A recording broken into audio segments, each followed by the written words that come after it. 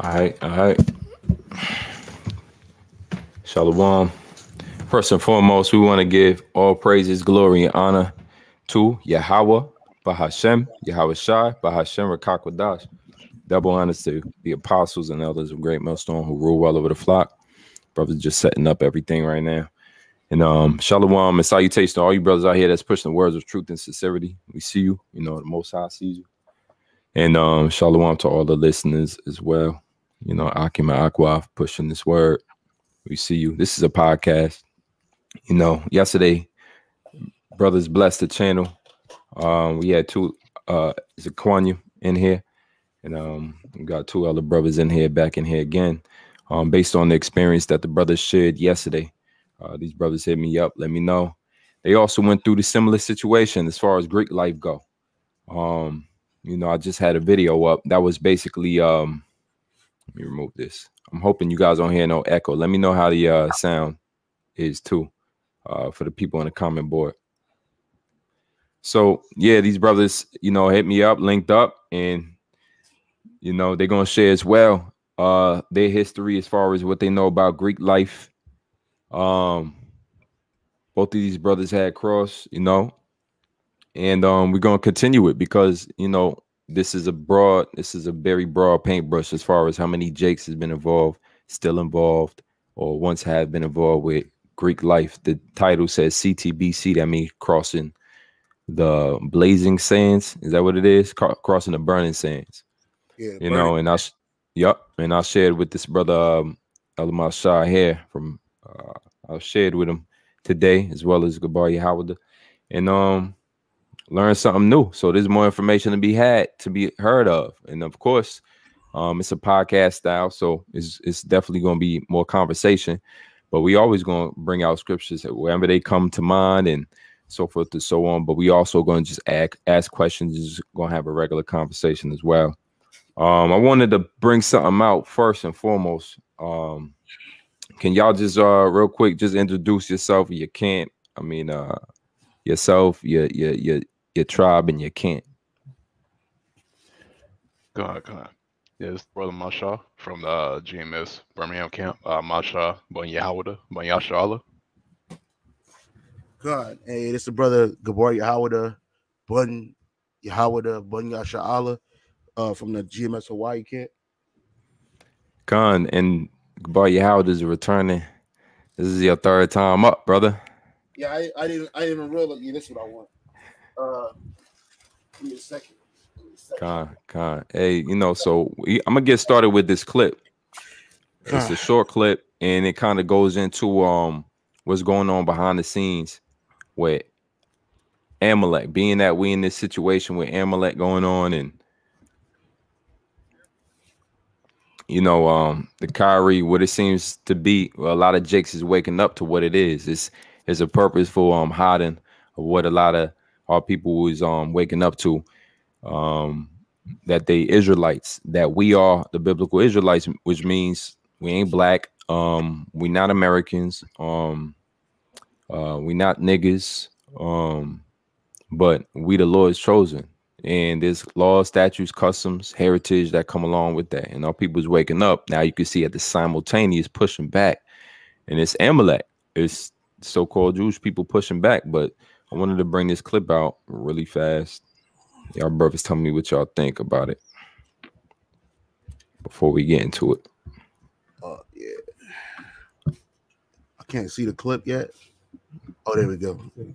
Your children, they're being educated in because the Jews, they do finance a lot of the colleges. So the liberal agenda is predominantly dominating all your colleges right now. It's dominating.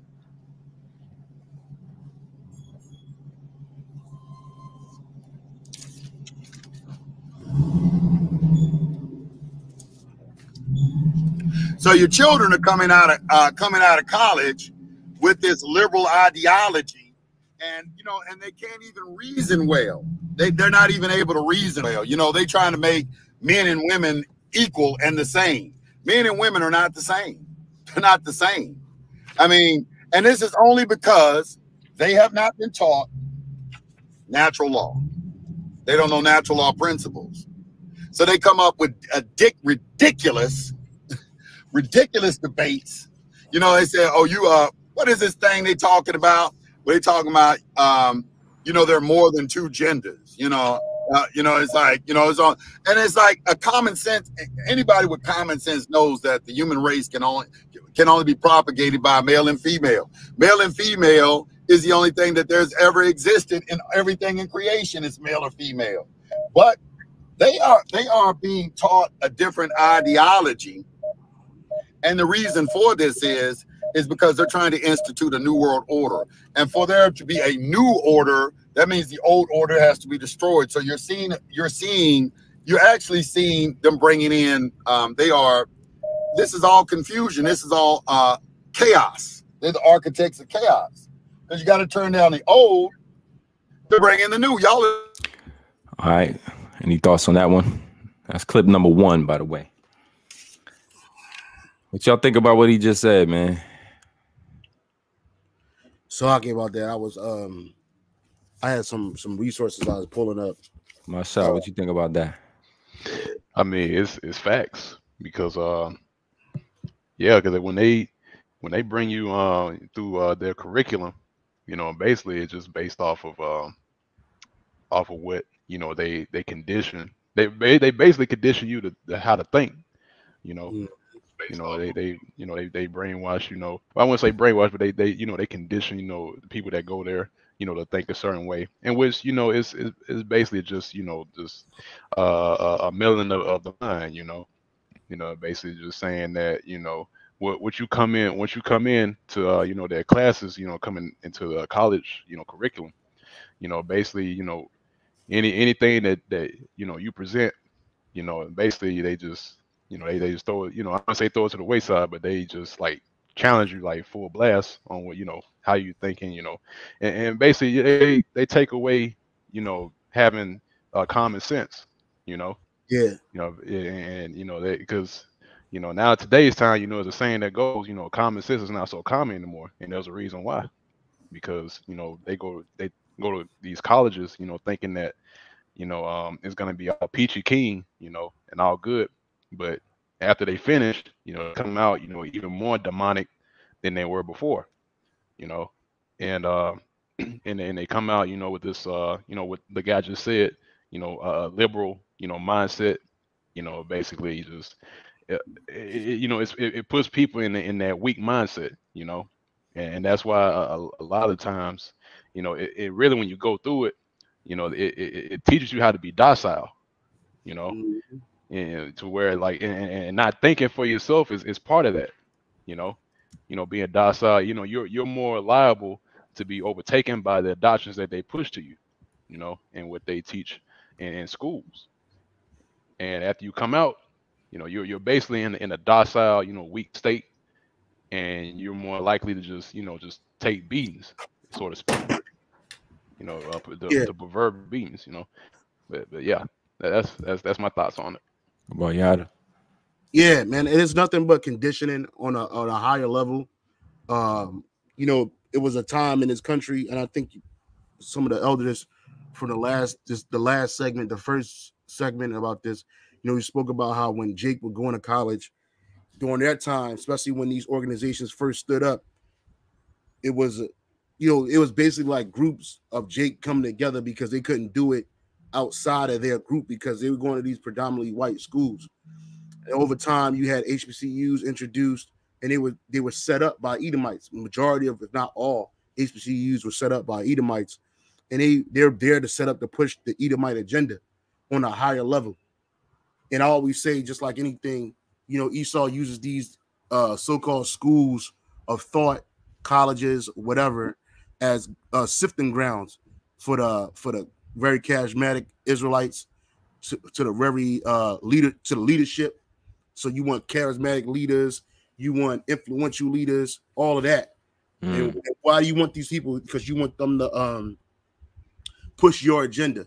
That's why the whole liberal mindset, the you know, that like on these college campuses, like the gay mindset, that all of that was pushed heavy.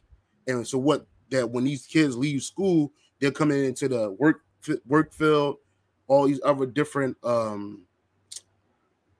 avenues of life with these scholastic degrees, and people look at them like, well, they're the smartest of our people because they went to college and they got indoctrinated. And so that's why you see a lot of this liberal thought and this liberal mindset being pushed onto our people, especially the young ones. You know what I mean? That's why it's like there's no sweat off a so-called young black man or young Latino man or woman to go to school and to experiment in different types of liberal behavior, whether that be homosexuality, lesbianism, transgenderism, just being a slut. That's what they get into, and they're like, oh, those are my college days, man. But really, that's a lifestyle that they've been brainwashed to accept. Yeah. Which brings us into, that was great points too.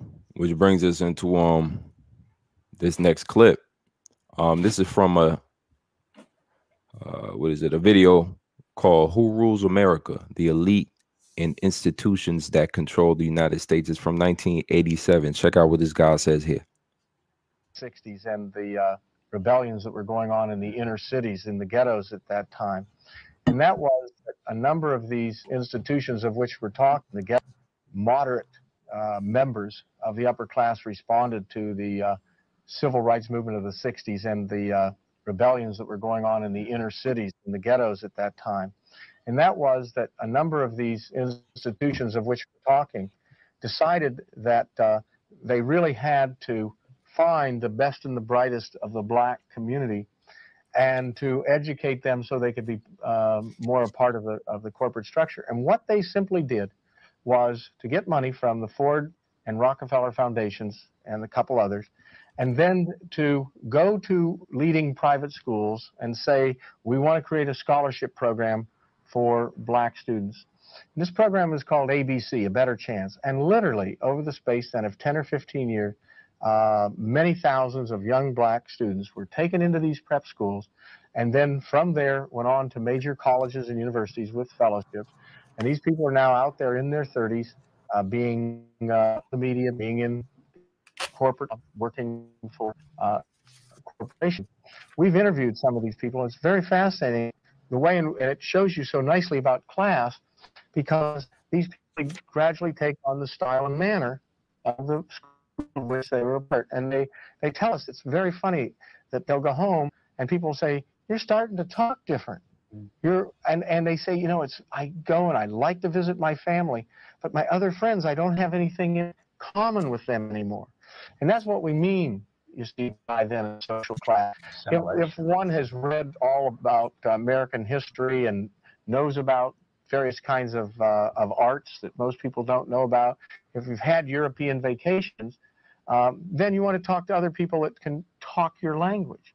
And gradually then these people come to feel different from the very group that they originally came from. I use this example because I think it is so dramatic in the sense that we're taking very poor people out of a ghetto and taking them to this private school where they're one of 2 or 3 or 4 black people. At what age, by the way? Oh, 14, 15, 16. And making them part of this class in the sense of putting them there, and then they gradually, just out of human processes of while you're at school, you certainly want to relate to other people, you want to get along, and before you know it, you're like the people that you're going to school with. It's socialization. I mean, that's right, the process. exactly. Are these people intermarrying with their white social upper class people, or do they bring black women into this program as well? There are black women in the program as well. And I don't know the answer to that question in terms of any systematic data yet. We've only interviewed a few of the people, but definitely then there is some intermarriage. Yeah. So that was the second part, second clip. Any thoughts on that, what he just said? By the way, he did mention that the organization that was known to do this was a Rockefeller, this was an elites organization that they put together to bring out Jakes from the ghettos and put them in private school and then just train them up.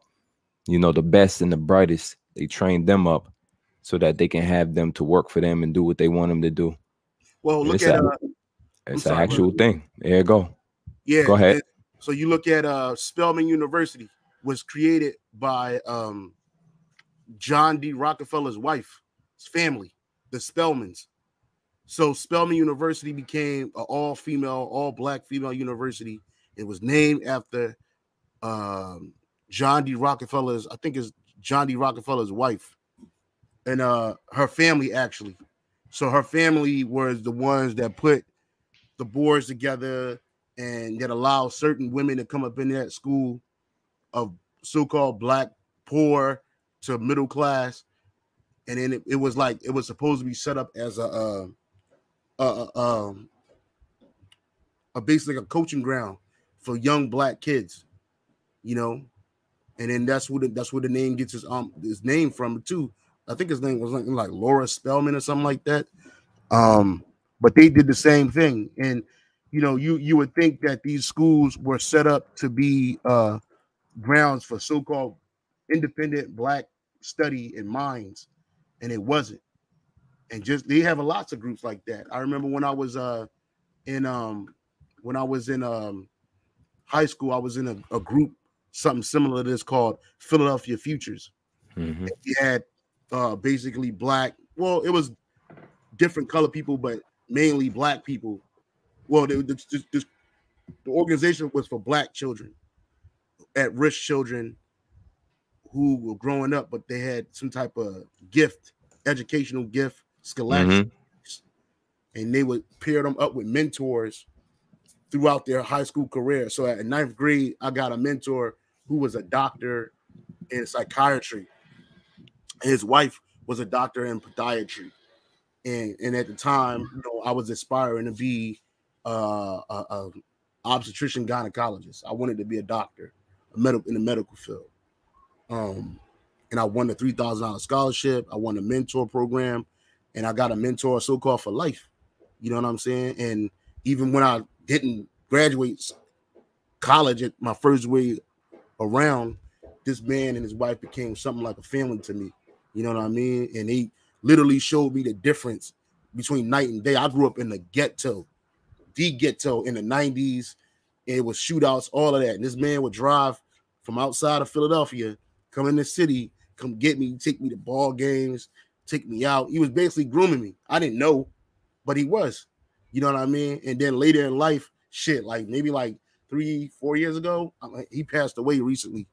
Last year, I didn't even know, but he passed away. But I kind of found out, I got through my subtlety, I got out of him that he was part of the Boule. He said he was a part of the Boule, but he said, well, I wasn't. He said it wasn't for me. Well, rather, I wasn't for it. And how did I deduce that he was a part of the Boule? Because his father was a black dentist in the 50s. He had his own practice. He was well known in Connecticut. And then his son, George Gardner, he became a psychiatrist. And because his dad was already up and running and doing his own thing, was independent, which Lord willing we'll go through in a little bit. He, I think his dad might have been part of the Boule too. So, but the Boule started in Philly. So he moved to Philadelphia from Connecticut, and they picked him up. They found him. And what they do is they go amongst the black community within Philadelphia and all throughout the country, and they do the same thing that these colleges were set up to do, which was the filter for future leaders, future entrepreneurs, future people that they think that, hey, that's going to rise to the occasion. You know what I'm saying? Slakia, you got it, brother. You know, just to bring this out, 1 Peter 1:16, it says, because it is written, be ye holy, for I am holy. And what we know about holy, that word, it means separate, right? It says dedicated or consecrated to Yahweh or a religious purpose, sacred, also separate. And so my first experience coming in, seeing the frat and the organization, me and my Shah spoke briefly about this today, you know, is that, you know, I get to Fort Valley State in middle of Georgia, and you know, regular things is going on. I'm not from the South. I don't know anything about a frat or sorority. And then I walk over to I remember going to on campus. I just seen their presence. The head of the student council, he was an alpha. You know, then you see their presence at the little, you know, school functions. But now outside of campus, then you see their presence as well. And I said, damn, we pretty much surrounded by these people. But now, you know, going out for a freshman year, you going out. You know, nighttime hit, you going out. Nighttime hit again, you going out. And that's a repeated cycle. And I noticed that the places we was going was the frat row. That's where all of the different fraternities are lined up, house to house, or every other house is a frat house. And that's where all the partying goes on. That's where all the drinks is at. It's complete debauchery. Whatever they say, go. You go into this house, and whatever they say, go. They running it. You know, it's, you know, everybody out, then it's everybody out. You know, everybody take a shot, then it's everybody take a shot. And that's the type of lifestyle it was. But these brothers actually experiment from the inside out, you know, and we're going to get their accounts too, just like yesterday, you know, and it's no different. What these brothers was involved with is what you would call, you know, it's just on the left-hand side, you know, a fraternal organization that's on the left-hand side. You know, what they promote on the outside is, you know, peace, joy, harmony, or self-sufficiency, and so forth and so on. But on the inner workings, on the inside, it looks a little different. You know, the things that you don't get to see look a little different. These brothers are actually gonna explain what exactly they went through. So first, Gabar Yahweh, you good on time, or you might have to break? No, I'm good on time. Let's make it happen, man. All right, hey, Gabar Yahweh, why don't you kick it off first? Okay. So what's the so of course you start with your college, the frat, and the date you crossed. Oh, okay. So I went to school several times over. Like I went to my first initial experience with college was in 1998, and I didn't pledge at that particular school. It was Indiana University of Pennsylvania. I didn't pledge an organization until, well, I pledged two organizations, but at two separate times.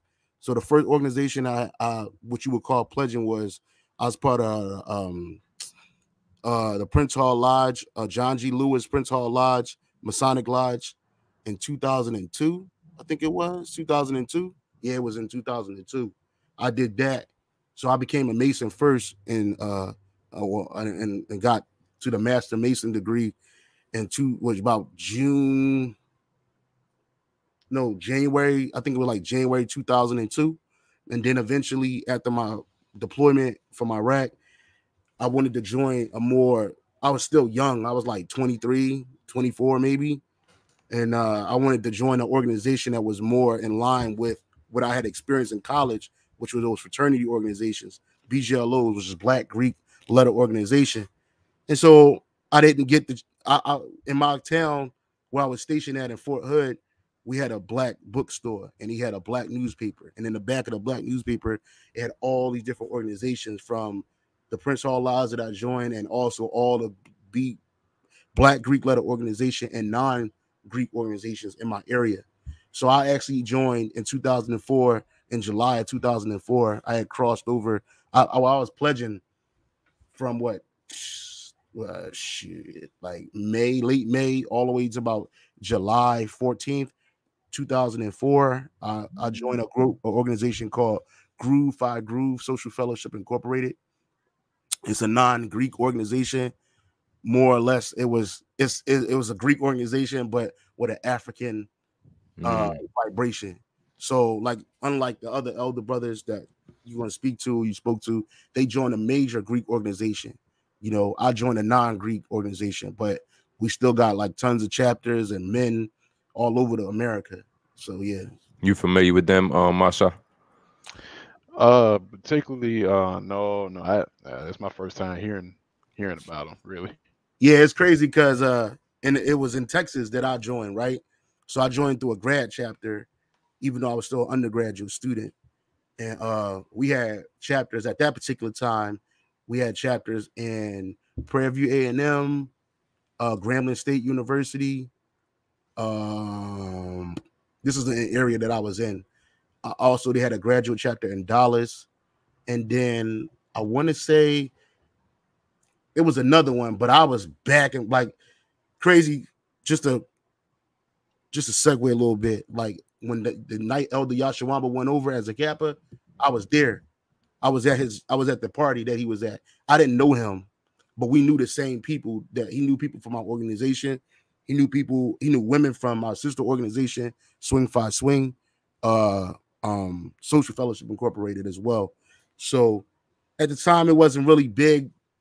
In the early 2000s, it kind of started dying down in the 90s, but then it had a resurgence again in the late 2000s, mid to late 2000s.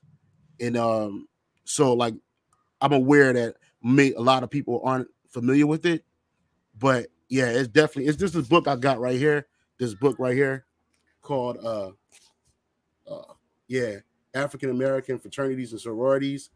And hold on, I gotta fix the background. Give me a second. It's some way I gotta do this. Give me a second, brothers. Mm-hmm. I mean, just talk about the book in the meantime. Yeah. So anyway, yeah. I'm sorry, brother. I'm just trying to. It's all good. I'm just trying to figure out what's going on here. Anyway, if you can't see it, it's blocked, but it's we can see it. It's called African American Fraternities and Sororities. So I actually read this book first, and then I end up finding out about Groove 5 Groove through this book, and I had another book. It was a smaller book. I think it was called Black Greek 101, and they also mentioned the organization. And so my organization would have fell under what you call a pseudo Greek organization. At the time, you had in the 60s, the Black Greek organizations were heavy throughout America, and it was only 8 at the time. But in the 60s, you had the Black Power movement. And so my organization was formed out of the Black Power movement right alongside of Iota Phi Theta, which at the time, Iota Phi Theta was called also a pseudo-Greek organization, which it was called I Felt the Thigh. And then it changed its name eventually when it got acceptance to the Noble Nine, or it used to be the Elite 8, then they turned their name to the Noble 9, and then they changed their name from I Felt the Thigh to Iota Phi Theta. And in that time, so we came off the same college campus of Morgan State University, October 12th, 1962. So again, Salakia, if brothers ain't familiar with that particular organization, but it definitely is a real organization. I really pledged. I did exactly the same thing you would do, pledging Alpha Phi Alpha, Sigma, Phi Beta Sigma, and all these other organizations. Yeah. What would you say is like the lessons that you picked up from being around some of these people? So it's similar: brotherhood, scholarship, the same thing that they say that they were kind of against, we were for it. I mean, but it was just an Afrocentric vibration. But I picked up, you know what I'm saying? Like, just, it's crazy because I had already had those things because I had joined the Prince Hall Masons. Yeah, talk about them for a minute. Yeah. So what made me become a Mason at the time, my father was a Mason, and I used to always hear, in order to be one, you had to know one. You know what I mean? And my dad coming in the house with his suitcase, and he came in the house with his suitcase, and I was like, "Oh man, what's that?" I saw all these Masonic symbols on his case, and me and my dad wasn't close growing up, kind of like me and my daughter right now. So I felt like if I 469, if I joined this organization, that me and my dad, we could get close together. Right. And so I was really naive, and I had a noble cause at the time. Mm-hmm. It wasn't, I wasn't trying to really be down with people like that, but I was very well versed in Black Greek letter organizations as well as non-Greek organizations, because through a gift that I didn't know I had until I came into the truth was my research skills. My research skills allowed me to delve into the history of these organizations. So I was coming in with a noble cause, like I wanted to be part of a brotherhood. So I got that from Masonry. So when I became a Mason, it was through the military, because in the military you got people from all walks of life, and a lot of men that didn't go to college or that went to college kind of dropped out or whatever. So Prince Hall affiliated Masonry or Prince Hall, PHA Masonry. That's the black side of Masonry. You got the free and accepted Masonry. That's normally like Edomite territory, and you got Jakes in there too, but that's normally populated by Edomites. And what's the history of that Prince Hall? So Prince Hall was a ex-slave whose father was his slave master, and he got his freedom through his father after his father's death, and it was during the time of the Revolutionary War period in America. So you had a lot of that going on, and Jake's ex-slaves or slaves were joining the side of the British to get their freedom. And then Prince Hall, I think he moved to Philadelphia, and he saw the Masons. He wanted to be a part of it. He tried to join a white lodge. They turned him down. So he joined the British Lodge. They accepted and gave him I can't remember the name of it, what it's called, but they basically gave him title or lease to start his own organization. And he started the Prince Hall of Prince. He started the African Lodge. It was called the African Lodge at first. The first African Lodge, I think number one, it was like in Massachusetts or something like that, Boston or somewhere. And then the second one was started in Philadelphia. That's why right now the Grand Lodge of Philadelphia is like one of the hugest African American lodges in America and throughout the world. And that's like they hold that organization in high esteem. And so obviously it spread across America. Eventually it got its own bylaws and titles and whatnot. And through that, now you have two kind of like faces of Masonry. You got an African American face, a so-called black face, which they got white people, Hispanics, but mainly black people in there. Then you got the free and accepted Mason, because in order for you to be a Mason during the time of Prince Hall, you had to be free. You couldn't be like a slave. That was impossible. But they figured they used this organization just like they use these BGLOs. And now you're going to hear me refer to black Greek letter organizations as BGLOs throughout this segment. That's only because I'm used to saying that because of these books that I've learned from. It's all good. And particularly this book right here. This is a really, really good book. I got another book hanging around here. It's not as good. It's kind of similar though. It's kind of similar, but it's not as in depth. I'm sorry. So go ahead. Pause for a second. Masha, what college, what frat? You know, you can introduce yourself, tribe again, but what college, what frat, date you crossed in the year?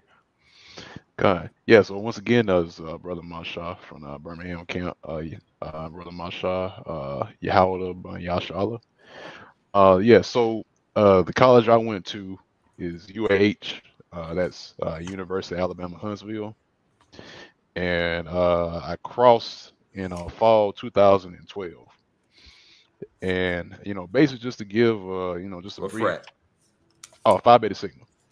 Yeah, across. So across in fall 2012, I crossed with Phi Beta Sigma, the Alpha Sigma Alpha chapter that's there. So just give a brief history on it.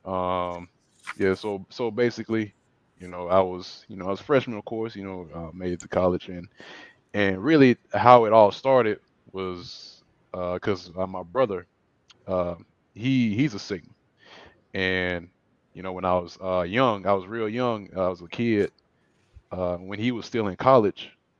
I had went to his probate, and he was attending A&M at the time, or Alabama A&M, and I went to his probate. Me and my mom, my dad, we went to his probate. And I was a kid, I didn't know any better. But when I saw the probate, I had an interest in it. For those who don't know, the probate is when what? For a probate, so basically, probate is basically like a coming out. Like when you pledging, they once you finish, what they call going through a process, or in other words, they're basically taking you through a whole induction process, and at the end of that, they have something called a probate. So in other words, it's like a ceremony, or I want to say ceremony, but it's like a show, and for the public, or like for the college students that's there. And let me make And a brief statement too before you continue. You know, just to paint the picture better for people who have no idea what the hell we talking about. The occult work in certain ways, but one thing for sure, they got to get members. Even though it's secrecy, they got to have members. It works similar to a Ponzi scheme. Ponzi scheme, if nobody else buys into it, it falls, it collapses, it's ruined. So essentially, if you ever wanted to discontinue an occult or a group that is a secret society, you would just have to discontinue their membership, similar to genocide. Yeah. And what these brothers is talking about is these different occults having such pull in their cities, in their neighborhoods, amongst their family members, amongst their friends, so much pull that you can't help but to take take a look at it for yourself and to see if that's something you would want to be. It's damn near part of family. So as the brother's describing being a Sigma and how Gabar Howard is describing being a Freehall Mason, you got to understand these societies is deep rooted within Jake communities, families, friends, police officers, judges, everybody you can name. So it goes on. And then as far as Freemason and Masonry is even more, let's say, solidified. But a lot of the some of the Freemasons and the Masonry, I'm sure they pipeline straight from some of these fraternities. Absolutely. You want to go say something on that? Yeah, absolutely. So a lot of these organizations that you see today, whether they be major Greek organizations such as Phi Beta Sigma Alpha Phi Alpha, or non-Greek organizations still with good numbers like Groove Phi Groove, these organizations, they came in waves. So the first wave of fraternal organizations in America as regarding Black people were benevolent organizations. Every last one of these organizations stemmed from the benevolent societies. So these were societies that were formed in churches who would help the public. That's why a lot of these fraternal organizations, one of their key things that they use to advertise their organization is community service, uplift. You hear things like that. All of that comes from the benevolent societies. And from the benevolent societies, you would get the what's an example of a benevolent society? You had the Odd Fellows, Prince Hall Masons. You had other organizations, but those are the two major ones. Just Freemasonry. Those are all benevolent societies, even though they work on a higher level of wickedness. You will never get to that point unless you graduate, especially through Masonry. Because you could be a Sigma, you could be a Q Dog, you could be a Groove, you could be a Kappa. Those are really low level. Yeah, that don't mean you running the entire city of Philadelphia. That don't mean that you are alpha. Now you have access to the Rothschild banking elite. Yeah. Those organizations. So what they are, like the elder said, they're like a tunnel. You're not gonna really touch ground. Like, and I'm gonna show you. As we go through this conversation, this cast today, you going through what I know and what the elders know. You're going to see how like the collegiate organizations were a funnel back to Masonry. They're back. So because I did it backwards, I became a Mason first, then I became a Groove. I was going to become a Kappa. I was going to become a Q. Whoever would have called me that day and I had the money to do it, I would have did it. You know what I'm saying? It just so happened that the Groove brother, he kicked me up right back. He came to my crib and I became a Groove. But when I became a Groove, I got a lot of respect because I was already a Mason.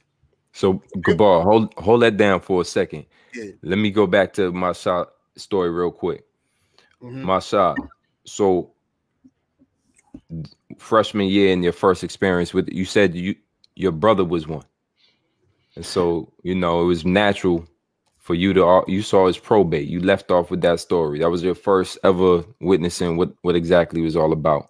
What was going through your mind, and like how'd you figure that you wanted to cross after that? Oh man, what was going through my mind was that, oh man, this is, you know, yeah, this was something to really get into. You know, I saw the, you know, the hand gestures, you know, everybody, you know, you know, everybody, you know, doing the step, you know what I mean? Yeah. But yeah. So, you know, the strolls, you know, and just in case of people don't know what strolling is, you know, basically strolling is you know, how they play like the music, you know, and I showed it in the beginning. It was the first clip in the video. Yeah. That's strolling. Yep. So yeah, basically, you know, I just saw the strolling, you know, everything, and I was mesmerized, you know, by it. And then I always had that thought with me ever since, you know, when I grew up, you know, in high school, you know, when I graduated high school, went to UAH, you know, and actually my brother, you know, he actually did he pledged Phi Beta Sigma, and afterwards he graduated, and then he went on to become a Mason. Told you. And yep, exactly what confirming what the brother said. Exactly what he said. Yep. So that's the truth. And yeah, so when he graduated, yeah, he went straight into masonry, you know, and you know, he wearing a paraphernalia with the G letter with on his tag and everything, you know, and I saw that too. Free Prince Hall or regular free Mason. Freemason. Please free, yep. All right. And yeah, so I was curious about it because I saw it was like a cloth. It was like a white cloth with the G symbol on it. And I asked him, I said, what was it? You know, and he told me, he said, oh yeah, that's a symbol for Freemasonry. And I was kind of, you know, asking questions because I was curious. And, you know, he was showing it out like, you know, kind of blowing it off, you know what I mean? Because you know, with these fraternities, you know, they're real secretive, especially masonry. You know, they not, you know, they don't publish, you know, information like that, you know, freely. So he, and you know, basically he said basically what Gabar Yahweh just said earlier, you know, that motto says to be one, ask one. You know, and he had that same, you know, that same motto with him too.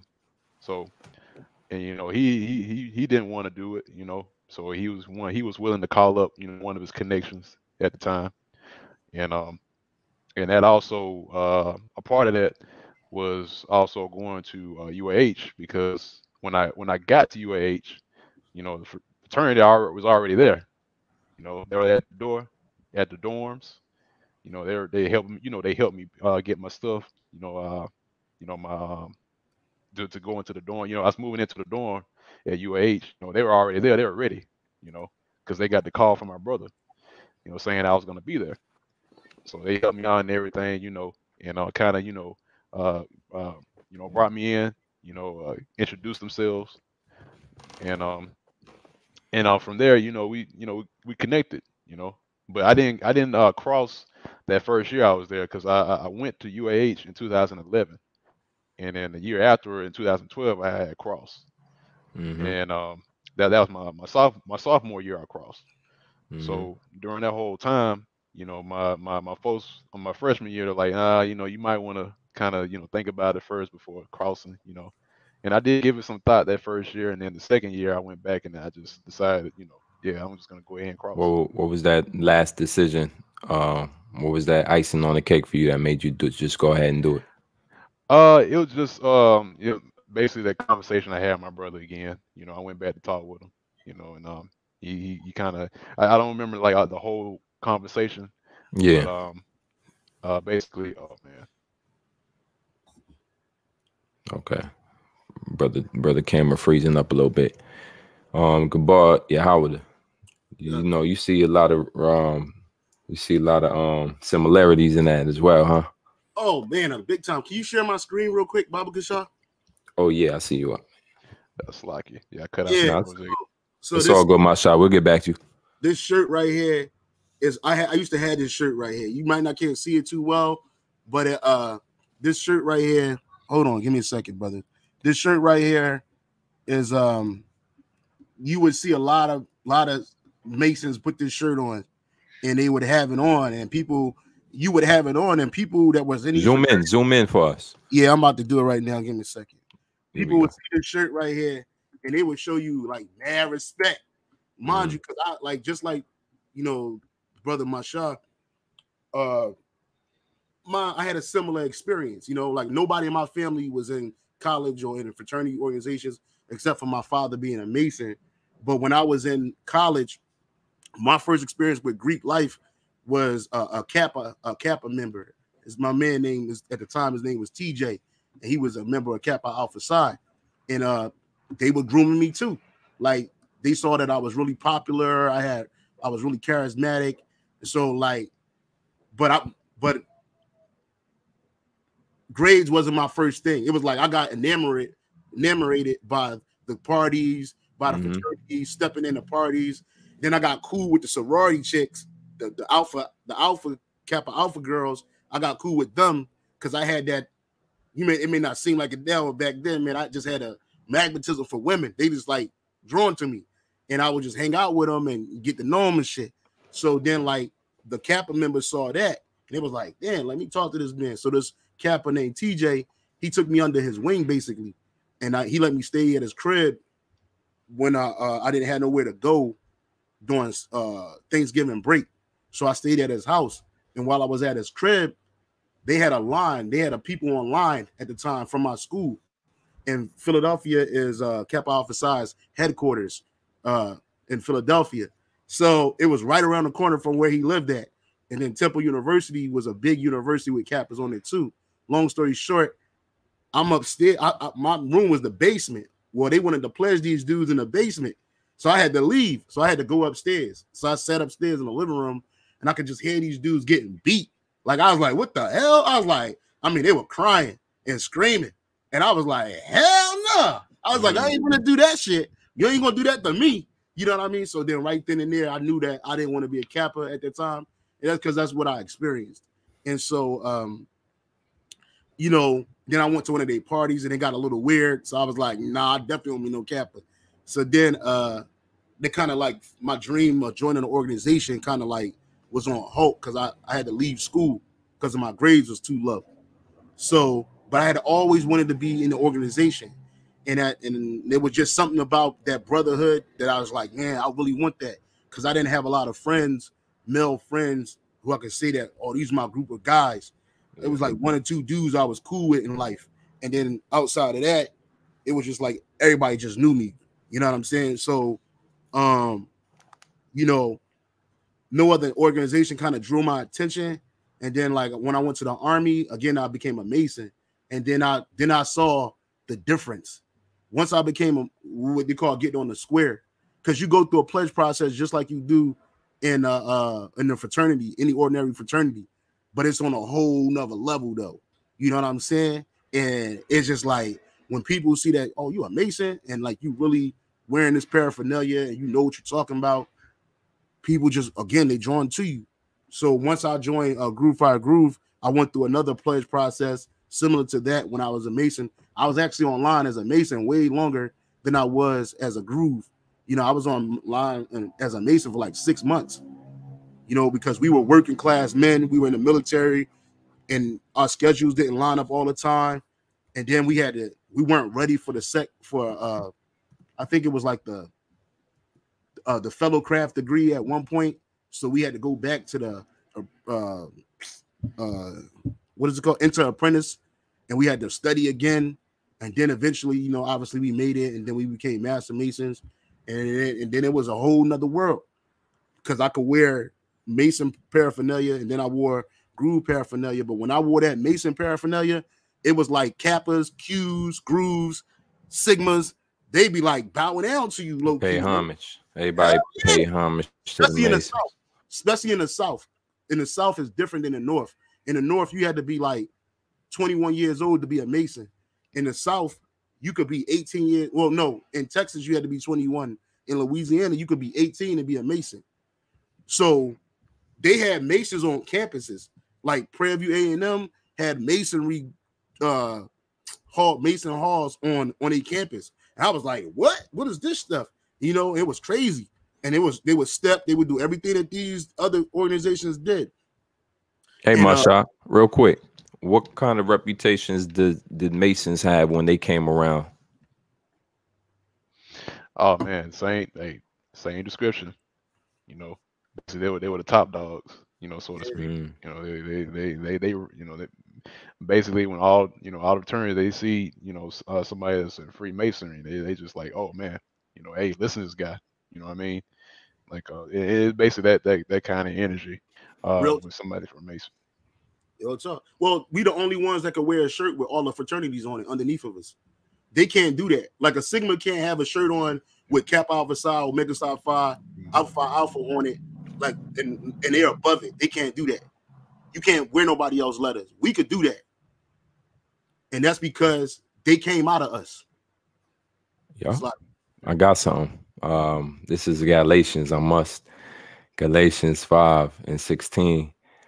Because what the brothers is reading about, speaking about, is exactly how it operates right in front of your face. And the reason why a majority of people just don't know what the hell, or may not have heard or may not be familiar with what brothers is talking about, that don't mean it's not actually happening on a daily basis. It's very structural, it's very organized, and it's right there in your face every day. That's why people like Shaq and people like, Charles don't never say much. They don't turn on their own. You hear thinking that it's all about Black lives and Black people, and the majority of these people then is worshiping a different power than you. They your people, but they under different spells. The brother Elder Mashat, he spoke about how he was mesmerized. You was a younger man, of course, but that's part of the power that it has, mesmerization, to mesmerize you. It's the letters, it's the symbols, it's the occult business, right? You feel tied to something. Obviously, we walking around this earth not knowing, having an identity crisis, not knowing who we are. And then we see that it's just jakes and organizations. And it's like, yo, this got to be the way. And then you got family members and friends that influence you. But the scriptures in Galatians 5:16. So I say, let the Salakia, here go. It says, this I say then, walk in the spirit, and ye shall not fulfill the lust of the flesh. When you're dealing with the understanding of that, you got a spiritual connection with the Heavenly Father through his Son, of course. And when it's strengthened, right, it allows you, it plays like a guide for you, And when it talks to you about the lust of the flesh, in the NLT, it says your sinful nature, you won't be doing what your sinful nature craves. So a lot of these things that mesmerize us and that our people walk into and jump into these organizations for in the first place is usually something that you crave. It's usually either the structure on the low end, but it also goes into just having a lot of, having that sugar, having a lot of women at your beck and call. The organization that got pulled when it comes to employment, they got you. All right. A lot of them seem to have money, had to be, I got peoples in my family that in my extended family, Masons, and they got bread, they don't be wanting for nothing. So it tells you, you shall not fulfill the lust of the flesh. Other than if you're not walking by the spirit, you're going to covet and you're going to want, and you're going to covet more and you're going to want. It goes on to say, for the flesh lusted against the spirit, and the spirit against the flesh, and these are contrary one to the other, so that ye cannot do the things that ye would. And we emphasizing the point that the flesh wants you to do things that are evil. The spirit wants you to do things that are upright and just. The flesh wants you to do things that are carnal, temporary solutions and temporary fixes and things of right now. The spirit wants you to hold on, stay strong, be true to what your calling is, and serve the Lord, and understand that you are a prince of the power. And so that's why they war against each other. And it says, but if ye be led by the spirit, ye are not under the law. Now the works of the flesh are manifest, which are these: adultery, which we understand completely that when you crossing, because I knew on the outside looking in, man, it's some adultery going on up in these parties. Big time. Big time, right? Some of them is swingers. And then you get dealing with the boule, Yeah. You get everything, check every box off the list. Yeah. And they say adultery, fornication, which is going into idolatry because you could spiritually fornicate. And the elder Yashawamba yesterday spoke about that, how at one point in the ceremony, maybe not for everybody, even not the elder brother Adama, but for elder Yashawamba, they made them vow to a Greek god. You know, that was a part of it. So that fornication is definitely deep rooted inside Masonry, inside these different groups. So you got to be careful. You got to understand, not even just be careful. You got to know what you're dealing with to the fullest extent. That mesmerization only goes so far with the Heavenly Father, because ultimately you're supposed to be walking by the Spirit anyway. And these are things that, of course, can these brothers be judged off of that? Well, they repented already. There's nothing to be spoken. I mean, it's nothing to come at these brothers for, you know. There's nothing to feel as if I gotta, you know, move away from this brother. I can't be around that. That brother used to be. These brothers done repented. That's a power that's higher than me.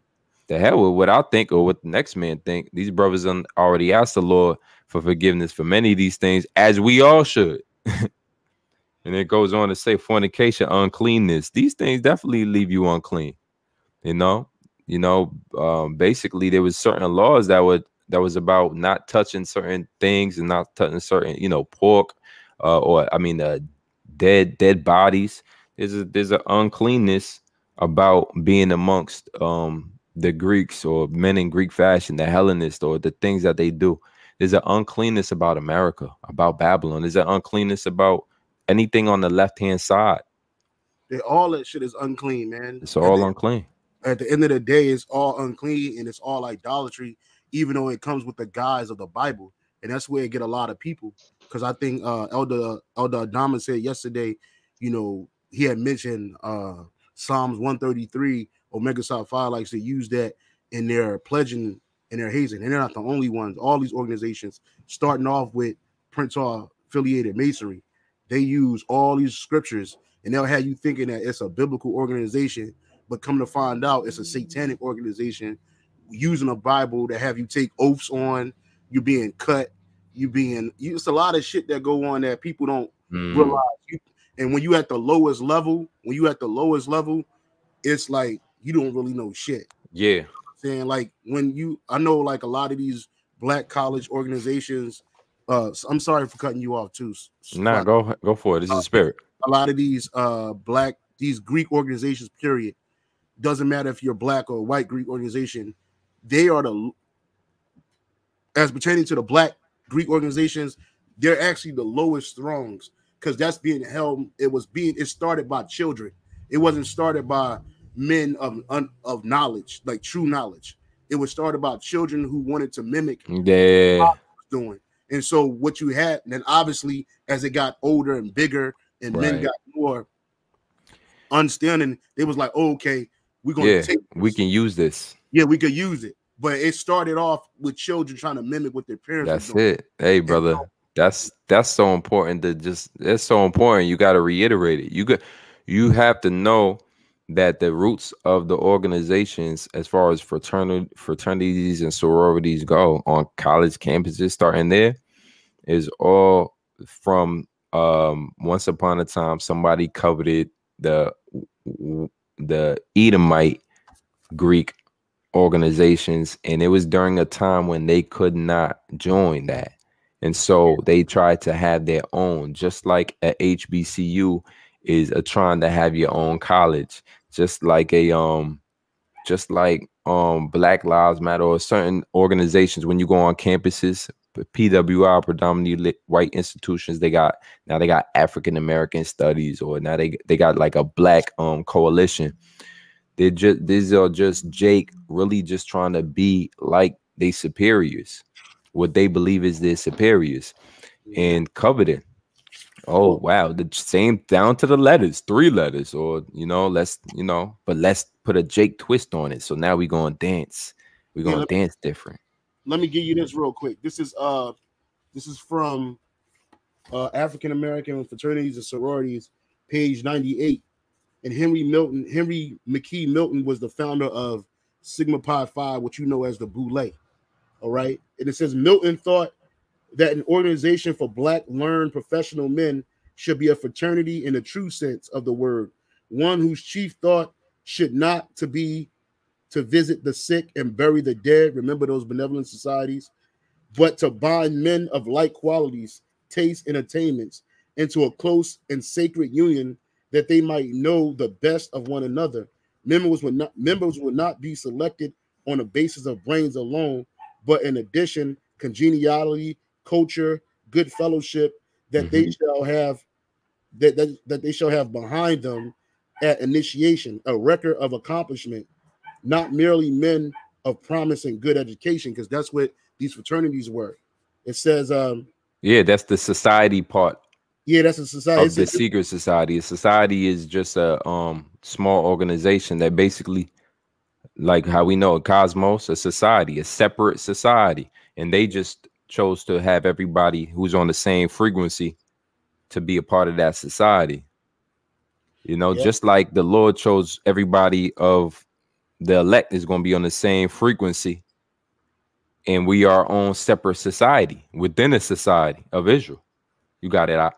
And it says, again, let me read that again. Members would not be selected on basis of brains alone, but in addition, congeniality, culture, and good fellowship that they shall have behind them. So they already got these things. At initiation, a record of accomplishment. That's why you got to be somebody of status in this world in order to be a Boule member. Not merely men of promise and good education. His fraternity would contain the best of Skull and Bones, of Yale, and of Phi Beta Kappa. His organization would combine fellowship, congeniality, Skull and Bones, with scholarship and achievement, Phi Beta Kappa. So these they like the elder was saying, they were coveting after something that was already established by Esau. They wanted to have a secret society of men who were able to, who already came with accomplishments. So that's why they look for self-made people. Going back to my my old mentor, his father was a self-made man in a time where America was completely divided. In a time where America was, like, I even asked him, I said, you grew up in the 50s. Did you experience any racism and stuff like that? He said, no, not really. He said, I went to college. It was cool for me. I didn't really think about it. His mindset wasn't in integration because he had already, his father was a self-made man. So they liked people like that. So they grabbed him up first. And then he was like, oh, we're going to take your son too. You know, and if he fit enough. And so they just like they do in the Skull and Bones, you got to come from a family of prominence. It's not about your education. It's not about the promise that you're going to be a great person in the future, like these regular organizations. You got to already come equipped, and you got to be juiced in. Watch this. Yep. Yeah. See that, right? And he can't do that. He wouldn't be able to put that tattoo on him if he wasn't part of that organization. And mind you, this nigga didn't go to college. This nigga didn't go to he didn't join Omega Psi Phi Beta Sigma. He joined the Boule because they came and got him.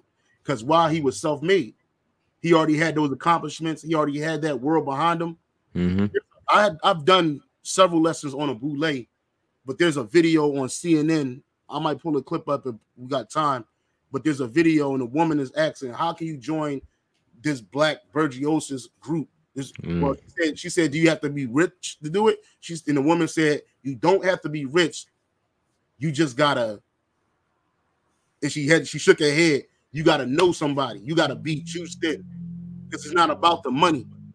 It's about this man, LeBron James, has massive influence over millions of people, especially young black, impressionable men. And whatever this nigga do, they gonna follow. So let me get him. Right. And you know what I'm saying? Like, normally they don't, the Boule, just like the Masons, they don't flaunt themselves. You're not gonna see nobody walking down the street with a Sigma Pi Phi jacket on. You're not even gonna see nobody with the brand on. Typically, you wouldn't see that, right?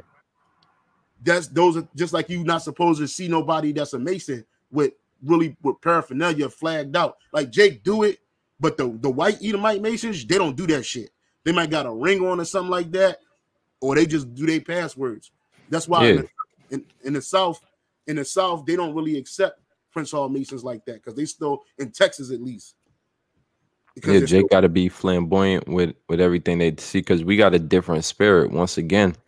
And once you add a little bit of idolatry in the mix, and lustful pleasures in the mix, and impurity in the mix, well, a little leaven leaveneth the whole lump. So the whole organization, ultimately, since it started from the head down, if the head is evil and you don't know the head, you didn't meet the head, you're not at the top, right? You just join in at the lower level. But what goes on at the top level, this group that you can't get into, right? The meetings that you aren't able to attend because you're not at that level yet. You're just on the lowest level there is. And once again, it's like a Ponzi scheme. They need memberships. They accept members when they choose who they want to, they have a process in which, you got to be of a certain caliber individual, right? Just to make the lowest level. But as you look at a pyramid, the base is always more. The base is always larger than the tip at the, whatever they call that, the apex or the top of it. Yeah, it's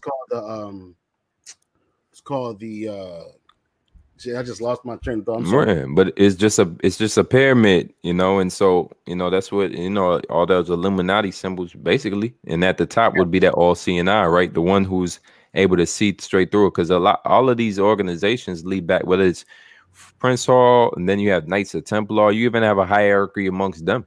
Yeah, supposedly you have the Scottish rites, and then you have the York rites, I believe. Yep. And rites, rites and rituals is all the same thing. And what we're getting into is basically how, at the lowest form, they recruit at the colleges, even at the beginning of before colleges, as we've seen, the elites decided to find you out and scope you out from the ghetto and set up organizations to bring you to college, and then further you. So the whole process from your beginning, from childhood, all the way ushered into your adulthood, can be cultivated in a way by the elites through their different systems, right? Of scholarships, whatnot, and fraternal organizations, so that you end up becoming a piece of their grand puzzle. And now you have guys like, let's say, like a Kanye. How can Kanye be a part of it? Because he's juiced in. Yeah, he could, in one aspect, we would love to believe that somebody like Kanye could just boom, have a revelation and want to give up all his money. At the same time, are we allowed to see his bank account? No. Are we allowed to when the last time you seen any of his bank accounts? This is the news. How did they get the information that they shutting him down? And to what end? There's the serpent is the most guile, the most subtle beast of the field, the most subtle beast. And so his ways are so cunning that he can trick you into thinking that somebody's for you, because he has studied how brothers wake up. Oh, they wake up like this. This is how they're waking up. They're waking up and then they're going straight to Israel, and then they're calling themselves Israelites amongst their peer group. And then so if he got Kanye or these celebrities, right? The Boule, they got our favorite people on TV. They got our favorite celebrities in their bag, in their right hand or in their left hand.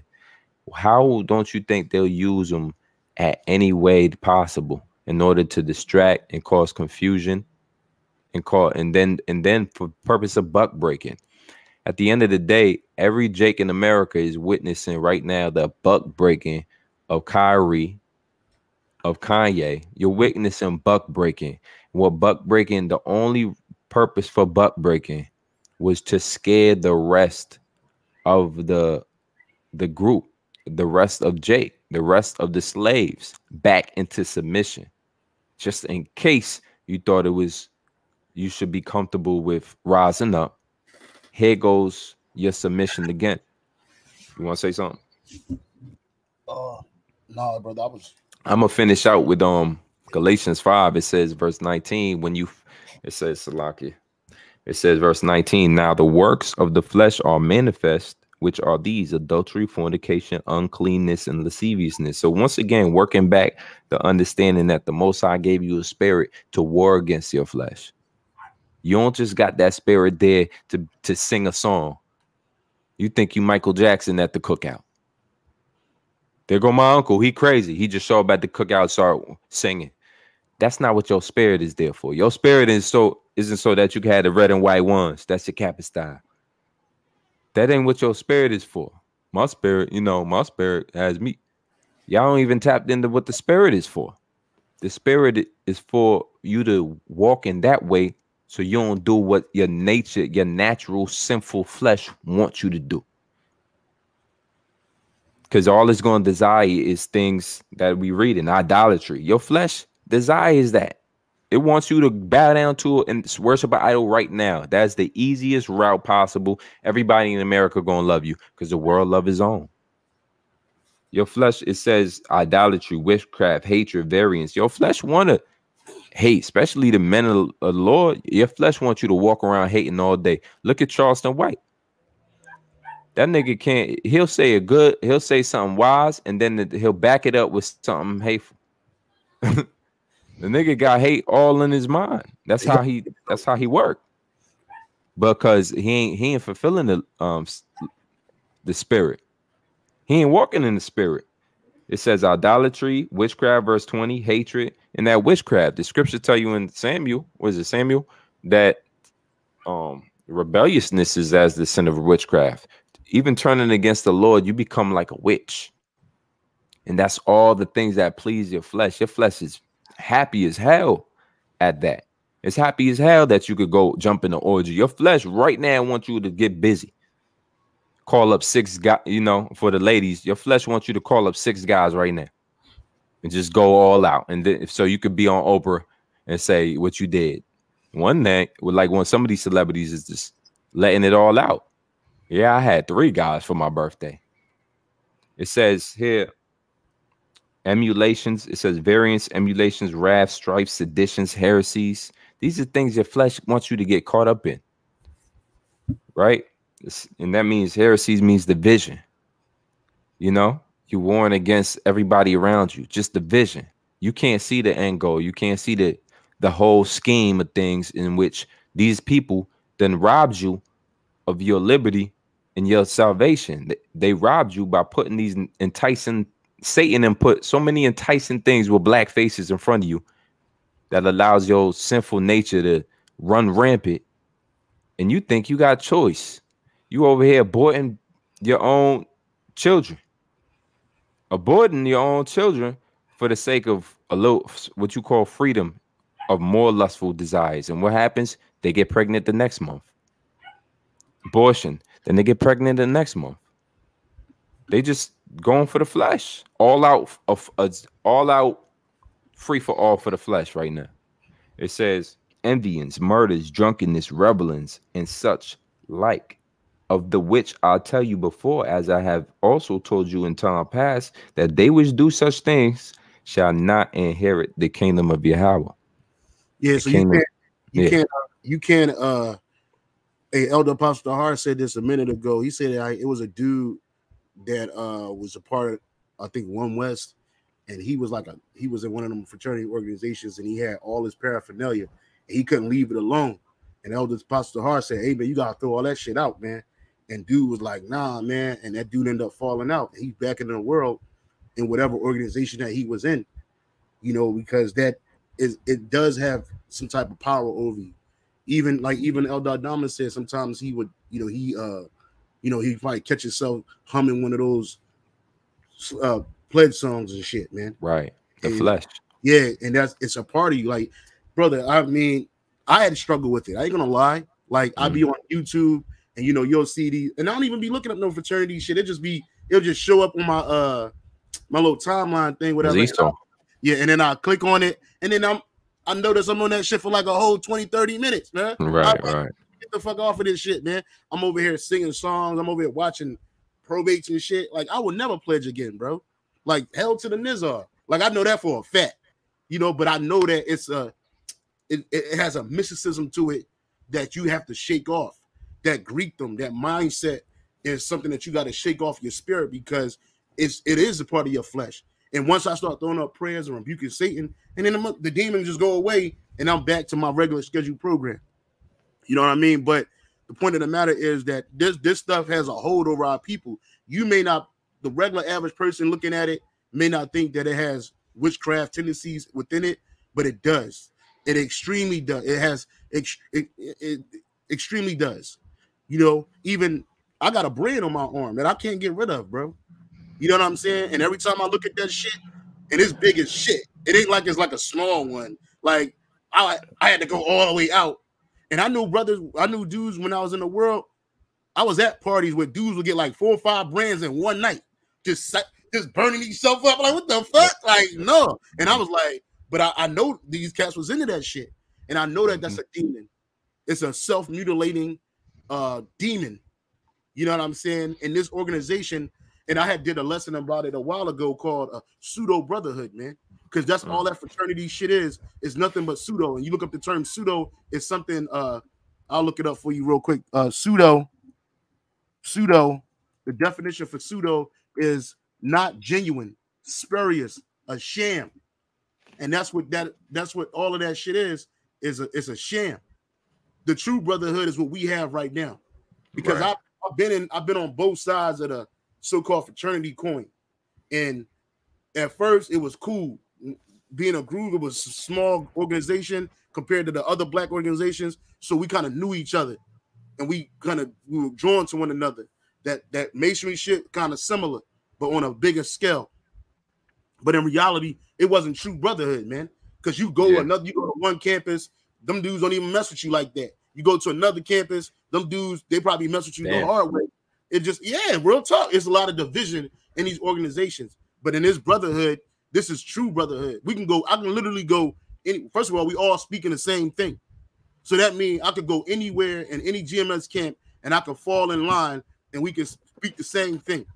And that genuine brotherhood is going to be there. Yeah, where you at right now? That just shows you we in completely different states.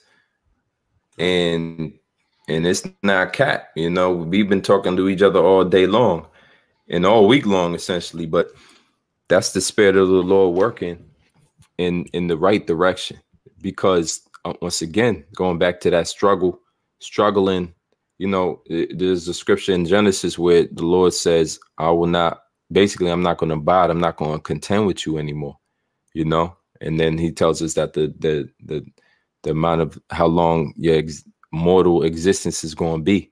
Because men were living, the spirit of the Lord was on men to live for years. Hundreds, almost centuries, right? Methuselah, live for that long, 700 years, 500 years. You got to ask yourself, what happened? The Lord said, I ain't going to contend with you no more. Meaning, I'm not going to buy with you no more.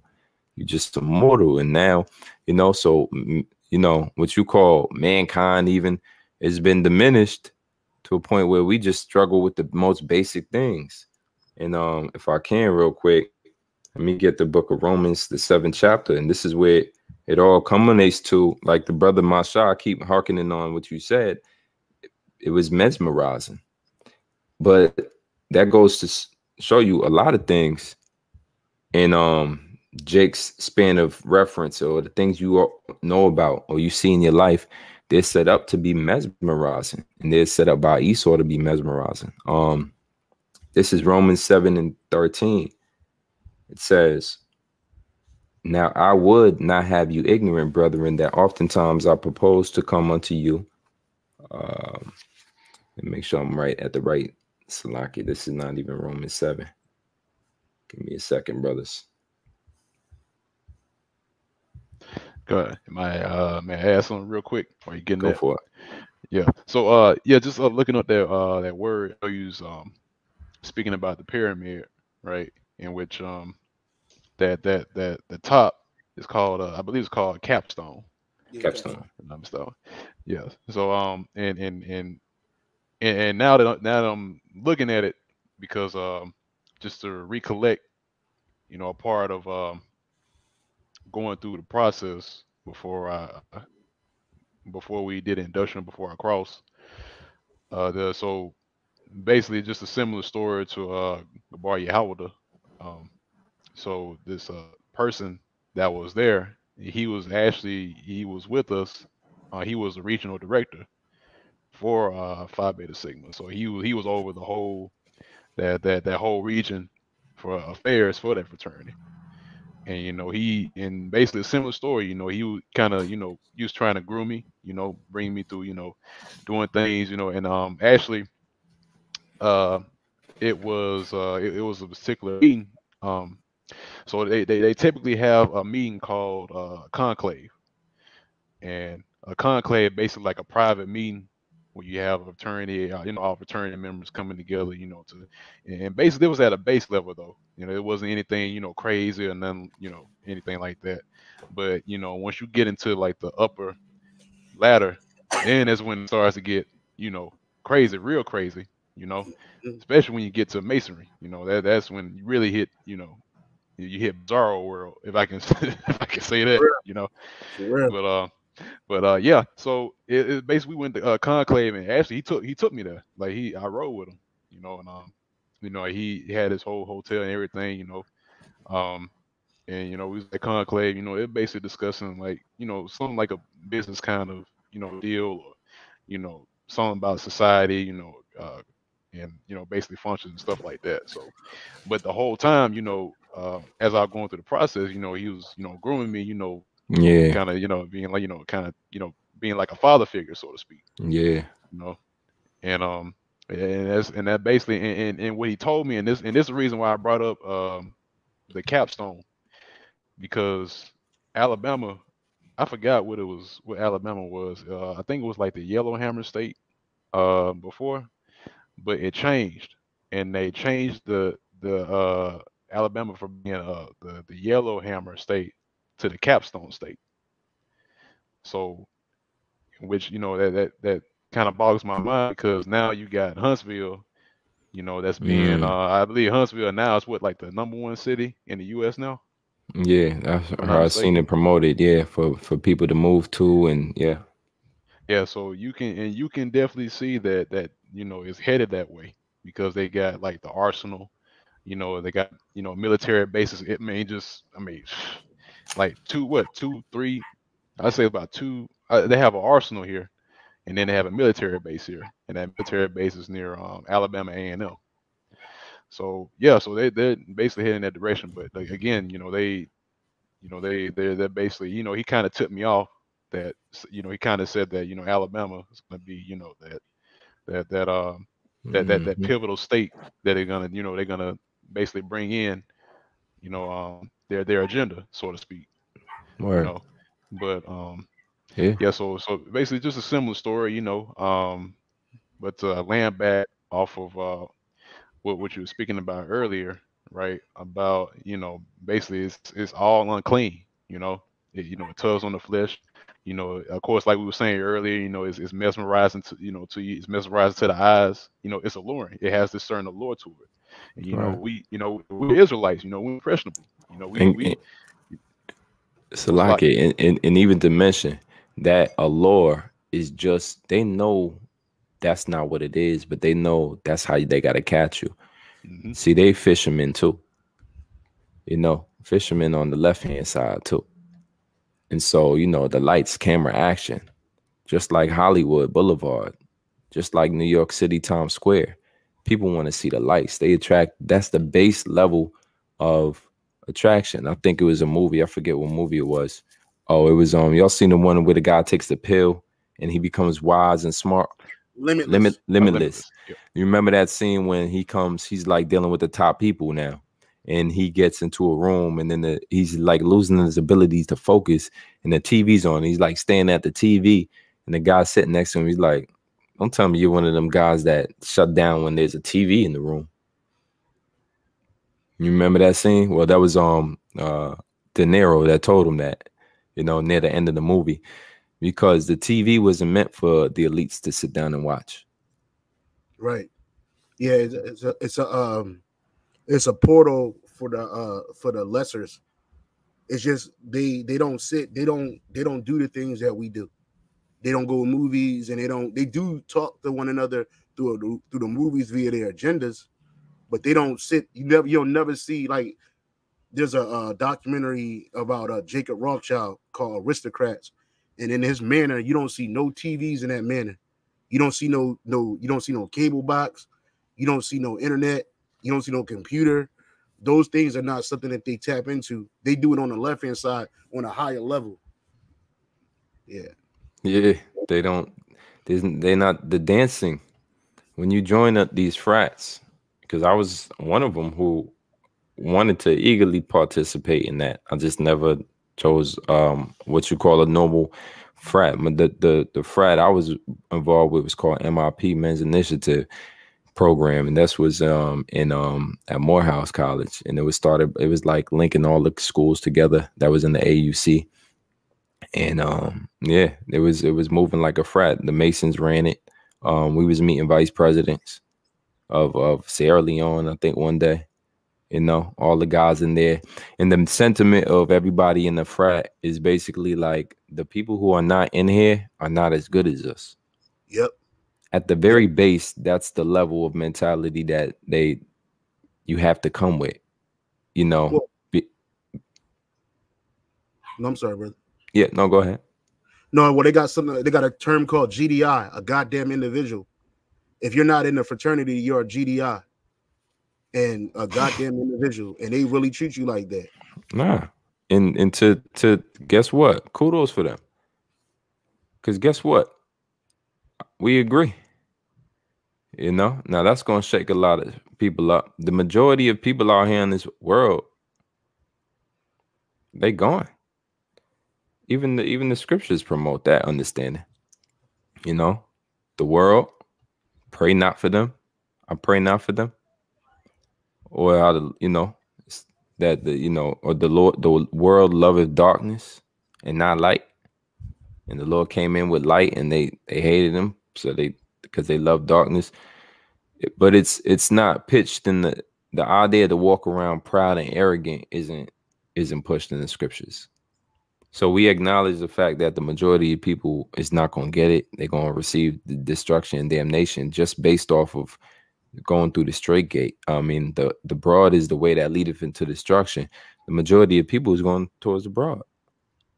They're going with the grain. You know, to be in this truth, you got to go against the grain. So our spiritual foes, in a sense, are these Masons and these elite. We always bring out the elite for a reason. We don't talk about the common man. We speak on the elite because these are our spiritual equal. These are our opposite equals, if you will. You know what I mean? Yeah. We're the elite of our people. If we part of the hopeful elect, we're gonna be like I like the way Bishop Elder Karab, Bishop Karab, he says like in the kingdom of heaven, if we part of the elect, you know, like Michael Jordan only deal with his people when he want to deal with them. You can't just go to Michael Jordan's house and hang out. You know what I'm saying? That's how it's going to be in the kingdom of heaven. If we part of the elect, we're going to be on a higher level than the average Israelite. You know what I'm saying? And they can't just walk up to Jake and just be like, yo, let me slap your hand, smack in the back of the head. That's not going to happen. Like, we're set apart within our community, within our nation. The elect is set apart because we're the first. Lord willing, we part of the elect. That would mean we're part of the first fruits. We're the first spirits created outside of Yahushua. You know what I'm saying? Yahushua created this separate group of brothers, the 144,000 men that's always been with them. They've always been amongst them. We were the first of our family line. You know what I'm saying? So we don't just sit down. You can if you want. That's your prerogative. But it ain't going to happen like that because you're going to be on another level. Like Elder Pastor Hart say, it's level to this thing. You know what I mean? Brothers going to be on spiritual powers that like the average Israelite may not have. Yeah, they might be immortal. They will be immortal. Hierarchy. The hierarchy going to get, you know, things that they won't have. You know what I'm saying? It ain't going to be nothing against them. It's just that, hey, this is what they earn. That's why you hear about that private session between Yahushua and the men that stood so stiffly who receive these crowns on their head, because the average Israelite not going to receive a crown from Yahushua personally. The average Israelite not going to be sitting at the table of Yahweh Shai, drinking with them, you know what I'm saying, and partaking in that particular gift. They're going to see them. They may even have an opportunity to be around them, but not on a level as the elect. Yeah. You know what I'm saying? So when we speak to these, there's certain angels with priority. Yeah. So when we speak to these elite, this word that we going out, it go directly to the Rothschilds. They listen and watch these videos, especially from the apostles. Like we're not on the levels of the apostles, man. Yeah. There's a different hierarchy there amongst that, but yet we still held in some type of high degree. Hey, I remember when his brother Mashah was by himself. I remember when Alabama was just him. I remember that. I remember when he was on a corner by himself doing the work. And now you go look at Alabama. Them brothers bigger than they bigger than all outside. You know what I'm saying? Why? Because that those group of men congregated around this brother. And then I don't know how y'all hierarchy is now. I don't know who's camp heads and nothing like that. But I remember when I was Dolo, he was Dolo. I remember when he stood up as a camp. And then I remember so there's a hierarchy even within the bodies of the different brothers. You know what I'm saying? Like that's why you got camp elders, you got the regional heads. They're higher than us. Like I'm not in a regional head chat. I'm in a camp heads chat. But then there's a regional heads chat who they talk to the bishop elders. I don't get to do that. You know what I'm saying? But I ain't mad. That's just their priority. You know, and so when we speak this word, when we go out and do the work, them elites, they watching all these videos and they hear exactly what we saying because they know that this word about them being taken down out of power is for them. You got it, brother. Mashah, you want to say something or precepts or anything like that? Yeah, just to add on what basically what you were saying, just this in itself, this is the true brotherhood right here. That's because the true brotherhood, we're not as like in the world view, like how we how they see brotherhoods, stuff like that. No, we operate in the spirit, the spirit of Yahweh Shem El Shai, and that's why like the older brother just said, that even though we come from different walks of life, but yeah, we underneath the same banner, because we resonate with this, and that's and you know what, when you look at the whole brother story, joining fraternities, that's basically like almost similar to this, basically it's like a kindred type of vibration, it's something that you resonate with, and that's why again, but that's according to the flesh, and that's why we were speaking about earlier that something that it was something about what you experience that brings you in, so on the right hand side, we understand, and we see what's really going on, okay, and it resonates with us, this message that we heard, starting with the apostles and elders, okay, on down, it resonates with us, resonate with our spirit, and that's why we're close, this close together, even though we're in different states, we may be in other parts of the world, case in point, brothers in the UK, they or in London, hey, we link up, why? Because we have the same spirit, this truth resonates with us. Yep. And that's why we're so close together. When you meet the brothers, man, it's like you haven't seen each other in a long time. Like you catching up, like on old times. You haven't seen each other in years. Yep. That's how it is, man. And why is that? Because hey, that's the spirit. That's the spirit of Yahweh Shem El Shai. And really, the reason why is that Aslaki, just to wrap up the explanation or description. But basically, Lord Yahweh Shem El Shai, is true, because hey, one point or another, because there is a reincarnation. The Bible speaks about that, So it's like, hey, that it has truth to it, because hey, more than likely we did see each other at one point, and that's why we have such a close relationship, as brothers. Yeah. when you go to Ephesians 2:19, it's for you, Masha. Now, therefore, ye are no more strangers and foreigners, but fellow citizens with the saints and of the household of Yahweh, and are built upon the foundation of the apostles and prophets, Yahweh Shah himself being the chief cornerstone. Yep. Whoever won it. Yep, that's it. Yep. So that basically what I just said. You know, the scripture said itself. You know, that now we're you know, fellow citizens. Now we're in the brotherhood. Now we're brothers once again. We reconcile with each other. You know. Yeah, that's why it's like the brother was saying. The other brother was saying, when we talk to each other, when we deal with each other, it's like we just left off on a conversation from old, and we pick it right back up. You know what I'm saying? That's why it ain't weird when we're around each other. It's crazy because some days when I see brothers, when we get together, even when me and the brother Kahan and we get together, it's just like that fraternity situation, because like we got a handshake. You know what I'm saying? We got a call, which is the voice of Yahweh Shai. Mm-hmm. We got symbols that we only understand amongst each other. You know, hey, we even got that's why I said that fraternity shit is nothing but pseudo. This is the real thing. This I didn't type in what is a pseudonym for a pseudo, but real would be a pseudonym. This is the real brotherhood. You know what I mean? We got a lot of brothers that was in that pseudo fraternity life shit. You know what I mean? But then we came to the truth, and this is what feels more. This is more real than that. We got we got handshake. We won't be standing around dancing and hopping around and shit like that. But we deal with each other in a more fraternal way than these other organizations do. And it's the dichotomy, it's the contrast. You got the real, you got the fake, you got the pseudo, you got the real. So this is the real brotherhood, man.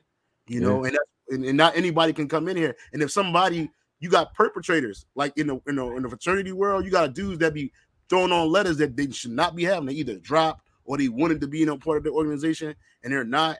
And then the real person will see them like, whoa, nah, but take them letters off. You ain't one of us. And we just had experience with that. With this one dude, he got rebuked. I was like, I did a video called "Whose Man's Is This?" Because he ain't one of us. You know what I mean? He perpetrated a fraud, said he was GMS. You know, nah, brother, you ain't one of us, man. We don't know you, man. Take them letters off. Yeah, take that off, because you didn't earn it. We earned it. We earning it. We're in the midst of earning it. We've earned it in the previous lives. So we've earned an opportunity to be amongst the elite of our people. And you just can't just show up one day and say, "Oh yeah, I'm part of y'all." No, you're not. You're gonna stand out like a sore thumb. And even if you able to slide up in there for a little bit, you have it to where you get exposed, you won't get exposed and get thrown out, man. Hey, in the movie 300, there was a man who wanted to join the 300, and he wasn't allowed to join. I think he muted out. It was it's fealties or something like that. Yeah. Now he wasn't allowed to join, but you know, I mean, they told him he couldn't, but they didn't push him and force him out of it, and you know. And so, if you want to try to jump in as if this is some type of double dutch, and you don't want to go through the proper process, don't be surprised when you get the looks that most people get when, you know, you would give somebody that just walks up to you in the middle of, I don't know, at a line in the convenience store or the supermarket, and just starts talking to you and putting your groceries on you know, where they, you know, putting them up in the checkout, and they start, you know, asking for your keys. You're going to eventually tell them, "Look, I don't know you, man." You know, so we're kind and friendly brothers, you know, for the most part, but after a portion of time, man, you're going to get the same treatment that Elder Manatazak gave that nigga that walked up on him the other day. Yeah. You know what I'm saying? We're going to bark at you. Real quick, Titus 3 and 4. But after that, some people are going to ask, you know, what right do we have to claim all of this? Like, you know, because one thing about the Greek frats and sorors and Eastern Stars and Masonry and all of this. One thing about it is more visual.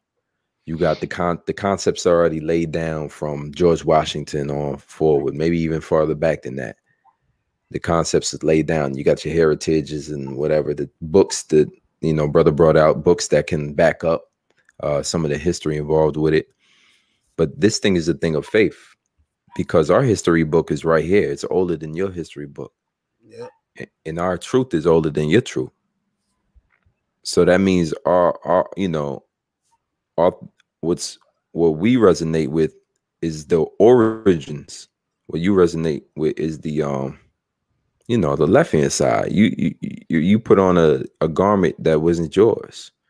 You're basically you know, you're no better than this Amalek calling themselves Jewish by calling yourself, you know, I'm a Greek, this, that, and the third, or I'm a Mason, or you're putting on another man's thing.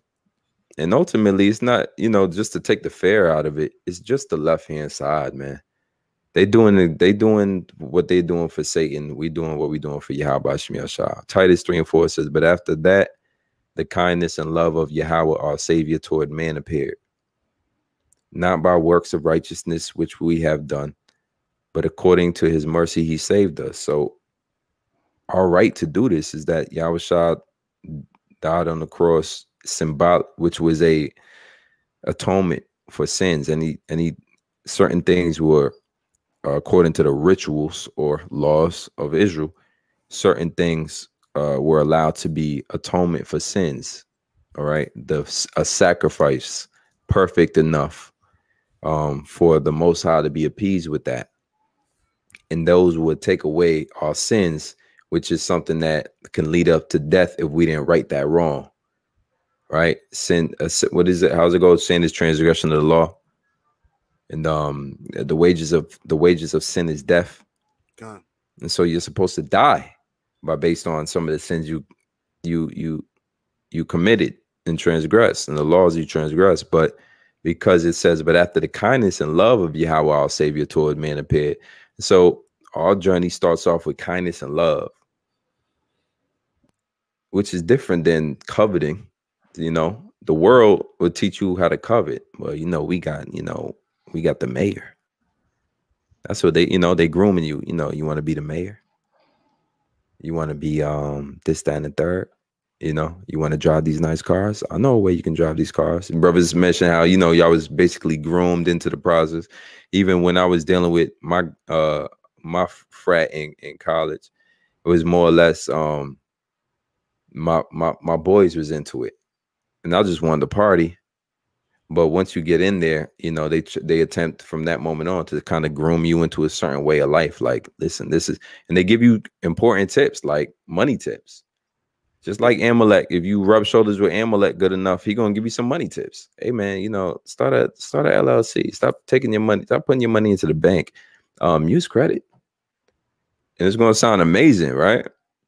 But those tips lead up to what? It leads up to you to be more amazed at their information, so that you can find the source of it. And next, you want to climb the ladder. Now you want to climb up and see what else is down the rabbit hole. And ultimately, you're gonna meet them where they at. You're gonna meet the devil right where he at. Satan. You're gonna meet Satan. You're gonna meet Satan. Yeah, and they're gonna have you do certain rituals that ain't gonna make no sense to you. You're gonna see skulls. You're gonna walk through the places at nighttime, right? You know, you're gonna divvy out secrets. You know, all for what? For whatever vainglory that you seem to be wanting, whatever, to find out how deep this thing goes. Yeah, I'm sorry.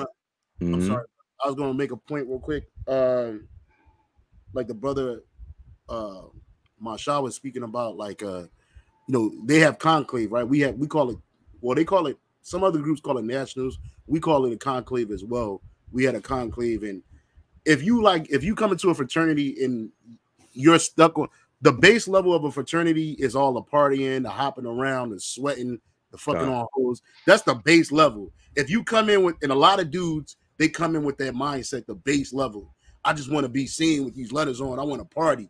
Mm. Them dudes, them type of dudes, they burn out. The ones that really make it in them organizations are the ones that go to conclave every year. I know that the elders yesterday were speaking about the dues and fees because it gets expensive the higher you get.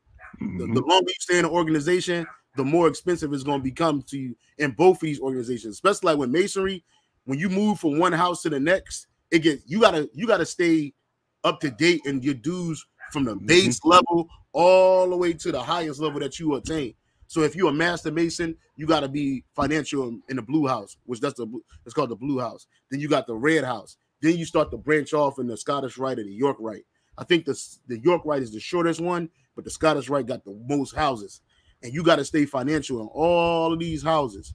And so again, if you come in an organization because of what you see, and that's the only reason why you up in there, you ain't gonna last long. You're gonna burn out, you're gonna drop out, you're not gonna be financial no more, you ain't gonna do none of that. Once you start going to conclave, then you start seeing the business side of the organization. They tell you things like now that I don't know if they told the brother Mashah this or you, brother, but they told me like, hey, the real pledging start when you become a member. Now the real pledging start because you pledging your life to this organization. That's why we got something called lifetime membership. These dudes go to every conclave. They're at every regional meeting because you got regional gatherings too. So then you got the local level, which is the your chapter, your grad chapter. Most people don't get past the undergrad chapter, bro. They know this, and that's why they got the capstone. The capstone is you got dudes that's fucking excuse my language. You got dudes that's vice presidents of on a national level, presidents on a national level, and they like up there. And so you already know that they jacked and juiced in. And I know dudes, when I came in the organization in 2004, I know dudes that was in the organization prior to me, maybe like a year or two prior to me. Now these dudes is the national president, national vice president, international vice president, international president. And I was like, man, I remember this dude, man. I remember he wasn't really like that, but he was one of them guys that stuck with the organization that might have graduated to masonry, because I know a lot of grooves that graduated to masonry sometime after they was a national member. And so you get up this high, you got to keep going. And then eventually you hit that ceiling. In any of these fraternity organizations, you hit a ceiling, which is the national level. That's why they go to Mason route. Now they can go even further. I got a dude I was cool with in the world.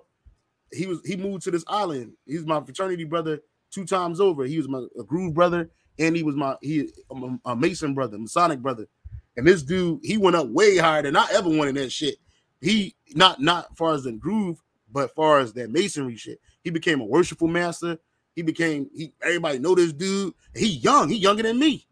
You know what I'm saying? But he was shooting up the ladder. Why? Because he wanted to graduate and get higher and higher. Well, it's a thing called growing. Well, in the truth, we do the same thing. You got to grow into the truth. You can't, if you come in here on a base level, on a milk level, and you never mature past the milk level, you're going to become stagnant and you're going to fall out. Eventually you're going to be separated. You got to grow in this faith. Like, you got the spirit where you rah, rah, rah. Then eventually you got to calm down, brother, because that spirit ain't useful for the ministry. You know what I'm saying? So you grow into a more mature brother, a more stable brother. But yet, as you still growing and as a stable brother, now you starting to move up. Now, hey, you starting to get ranked now. And you might be a camp head. You might be head of you might be second in command, third in command. Then eventually you might become camp head. Hey, the camp might get so big that they got to split. So now you a camp head of a particular camp, and you got the other camp head of the same camp.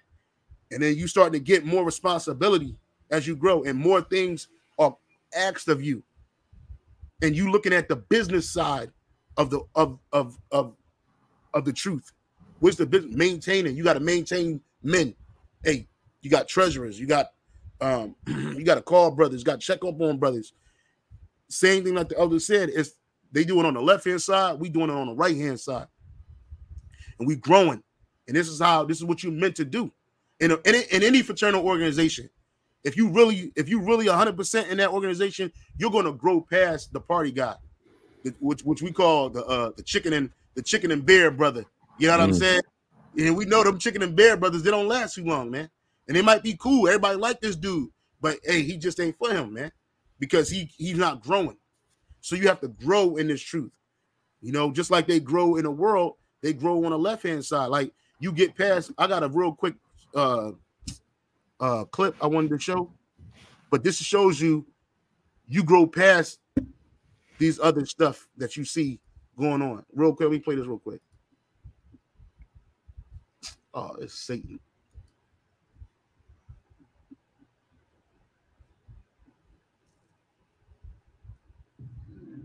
Dr. Carlotta Miles has known Bertram Lee all his life. She's a renowned psychiatrist in Washington, D.C. Do you think most Americans have no clue that privileged, wealthy, well-connected Black people exist in decent-sized numbers? We're invisible. Why? Because we don't match the stereotype. The stereotype for Black Americans is poverty, failure, victimization, and mediocrity. These are great. Dr. Miles, a mother of 3, emphasizes success in her home with a family hall of fame. The hall is covered with photographs dating back to the 1850s. That's my dad. And his is exclusion. What they see is elitism. Most of us are tremendously active doing things. We're needy children as well. You hear that? That afternoon before the gala, There are several Black cultures. a day of seminars. If I don't believe in myself, how can I convince you to be my girlfriend? How can I convince you to give me a job? Get your report together. What's the name of the video? It's called CNN's Black in America 2, Black Upper Class. In decent-sized numbers. I'm trying to see. She said something. She's a renowned. She said something, but I'm trying to find it. She said you don't have to be wealthy. You just have to be in. I'm just want to give me a second. I'm trying to find it. Here it is, right here. Black and you have to. It's so hard to find that, especially like being out in the world. You have to be Black and you have to be wealthy. You don't have to be wealthy. You just have to be a part of the group. There it is. So you don't have to be wealthy. She claimed you don't got to be wealthy. She's a part of the boule, the big time boule. There's a whole swath. And remember, she said also too, they help a lot of poor kids, disadvantaged kids. Now, them poor kids don't get to go to these little soirees that they was throwing. And this dude Bertram, they did an update on this dude, man. They wanted this dude to be the next politician or the next, pretty much Barack Obama, and he had promise. And now this dude, this dude is like a teacher at some university or some shit, overweight, single and shit, ain't got no business. What probably happened behind the scenes is that they asked him to do certain things. Yeah. You know, because they had Kanye on Drink Champs the other day admit that, you know, I don't care what they got on me. Yeah, the goat thing. He said they might. I don't care if they got video of me fucking a goat. Excuse my French. But or why would he say that? That's because he did that's not just a random thought that came in his head. This is the initiations and the rituals of some of the higher up offices that even rappers and entertainers could fill. There's degrees and there's levels, and then there's rituals that come along with these degrees and levels. Yep. And which is why, real quick, and you know, Yahweh Shah spoke about certain not to make any vows and oaths and swear. It says Matthew 5:33, again, ye have heard that it hath been said by them of old, and thou shalt not forswear thyself, but thou shalt perform unto the Lord thine oaths. But I say unto you, swear not at all, neither by heaven, for it is Yahweh's throne, nor by earth, for it is his footstool, neither by Jerusalem, for it is the city of the great king, neither shalt thou swear by thy head, because thou canst not make one hair white or black. But let your communication be yea, yea, nay, nay, for whatsoever is more than these cometh evil. Because guess what? In that time too, you can devise from Yahushua's words that vows, men asking you to make a vow, was common practice. Well, vow on this. Will you do this? Well, vow here and vow now and vow. And this is something that elite organizations throughout the world practice. Vows and rituals and customs that only the people at the top will administer to the people that's trying to be like them. So you can go ahead and join these organizations if you want to.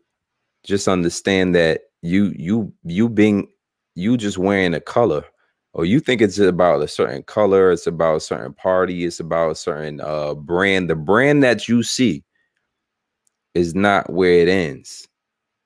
It goes higher than that. There's levels, as the brother Gabar Yahweh is speaking on and showing the video as well. There's levels. And guess who might be at the top of that level? Edomite. Guess who might be at the top of that level? A woman. You're muted. You're muted out. And so, Masha, you want to say anything on this? No, you got it, brother. Go ahead. Oh, good.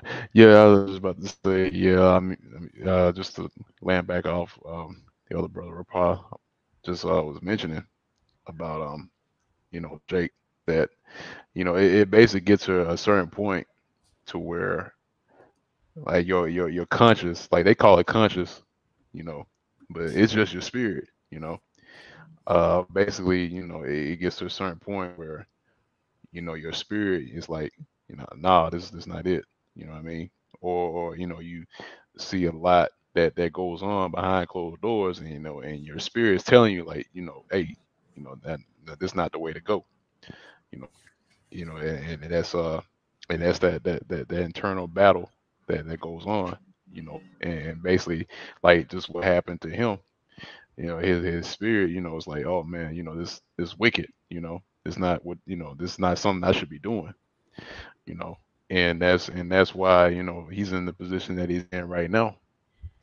And like the elder brother Gabar Yahweh was saying, that you basically have to, keep up with your dues, Oh, yeah. you had to keep up with you had to be financially sound, so to speak. If you weren't, then you weren't gonna make it, Nah. There's no chance in hell that you was gonna get to that position of top. So it's not free, Akim? It's not free? Hell no, man. It's more expensive to maintain your life in that organization just to even get into it. I mean, what the initial fees to get in some of these organizations was at the time like between $1,500 or more. It's probably more than that in these other organizations. But then you talk about, that's just an entry fee. That's just to get to wear the letters and shit. Then you got to pay for you got regional dues, you got national dues. Man, that shit, come on, bro, man. And then don't be a Mason, bro. Oh my goodness, bro. You better have a great job, bro, because you're gonna be paying dues throughout all them houses, man. And that shit get expensive, bro. You know what I'm saying? And then you got your regular shit that you got going on, and you got these. Yeah, it is a big Ponzi scheme, because what are you getting out of it? I mean, it was I know with Groove 5 Groove, at one point they had to stop the lifetime membership for certain brothers, because the brother would be 1 year in and lifetime membership was probably like $500. He's like, oh shit, let me get that right now. So he ain't got to pay no more dues for the rest of his life. And they was like, no, they had to stop that shit. So because Jake want to take advantage, but then it gets more expensive, man. And then not only that, you got dues, then you got community service events. That shit costs money. It ain't like the organization kicked down money to each chapter for to do this stuff. This reason why you got a treasurer.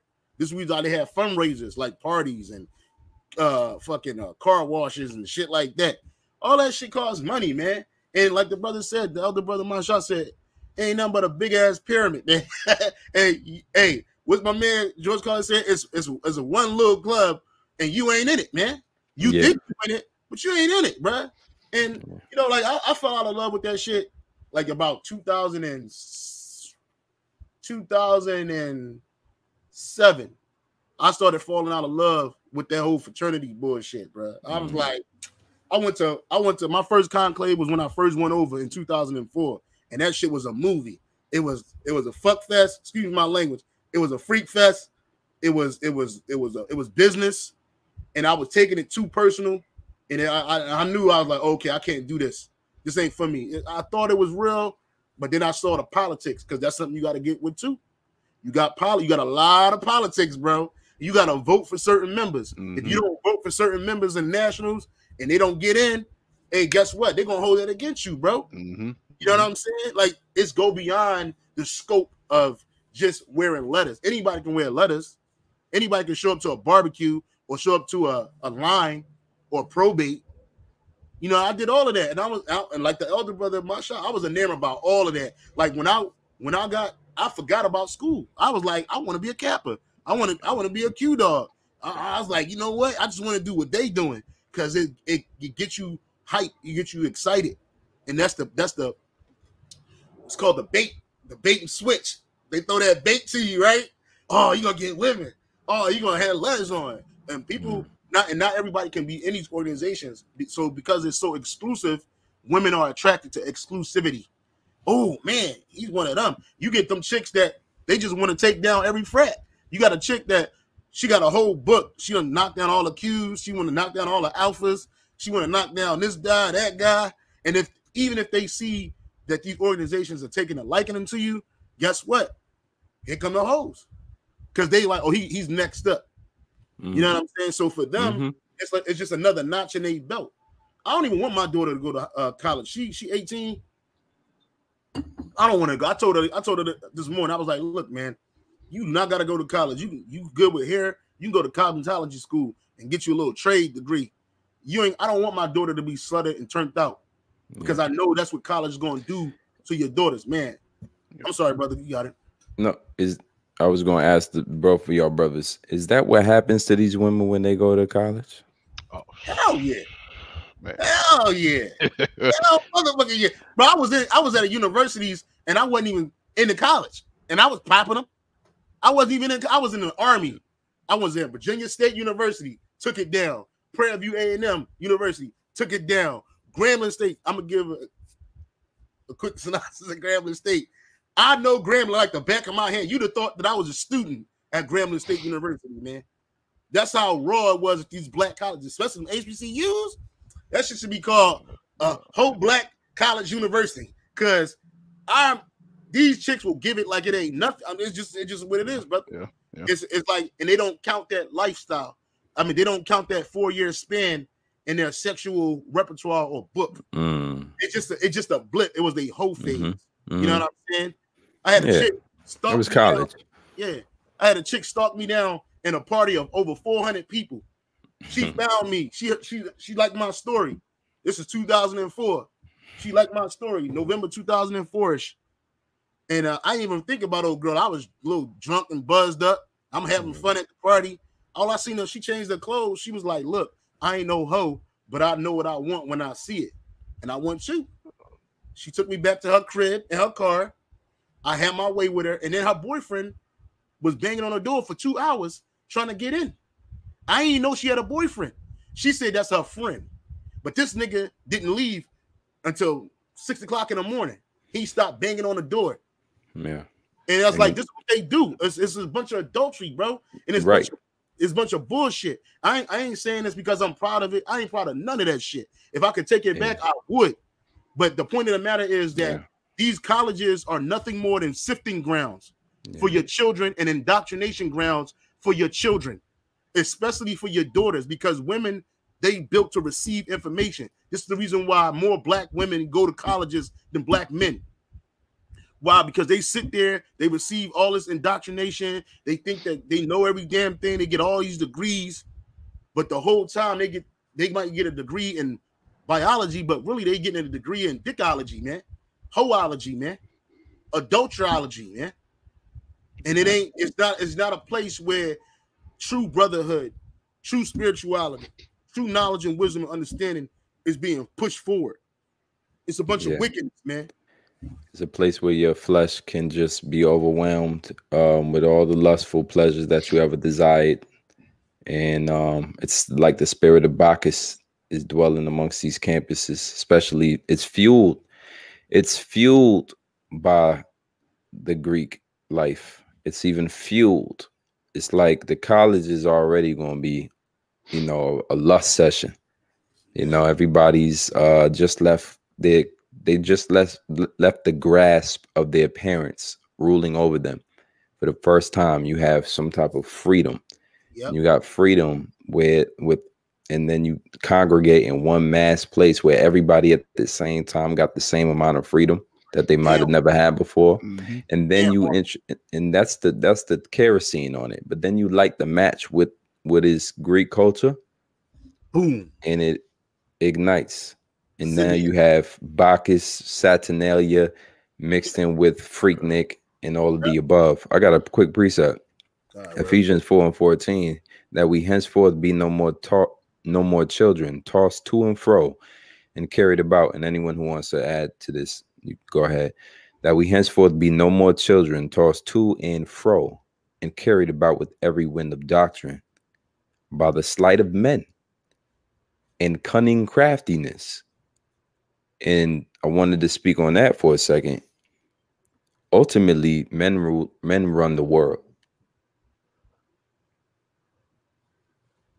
This whole idea that women are running things, you run because you have a house, because you have children that occupy that house, and there's no man in sight. Never get it confused. You run that household. You don't run the world. Women aren't running the world. Never have, never will be. Not according to prophecy, not according to history. So when we're talking about the sleight of men, even the situation in which you go to school and the attraction, the allure to school, we're talking about the mesmerizing effect of Greek life, Greek frats. How about the mesmerizing effect of colleges in itself? For men, it's women. Yep.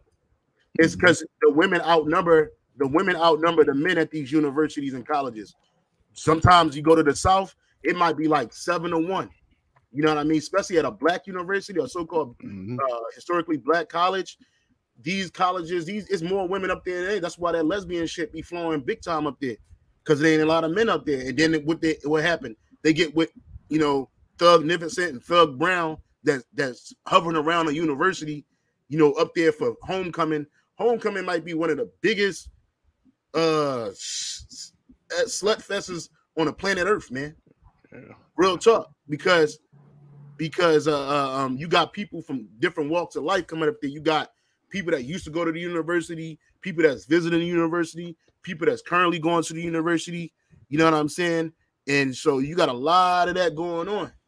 And so, yeah, if you want to get your sex game up, if you're a young man and you vibrant, you want to get your sex game up, just go to college. Go to college, and I guarantee you're gonna be the man on campus.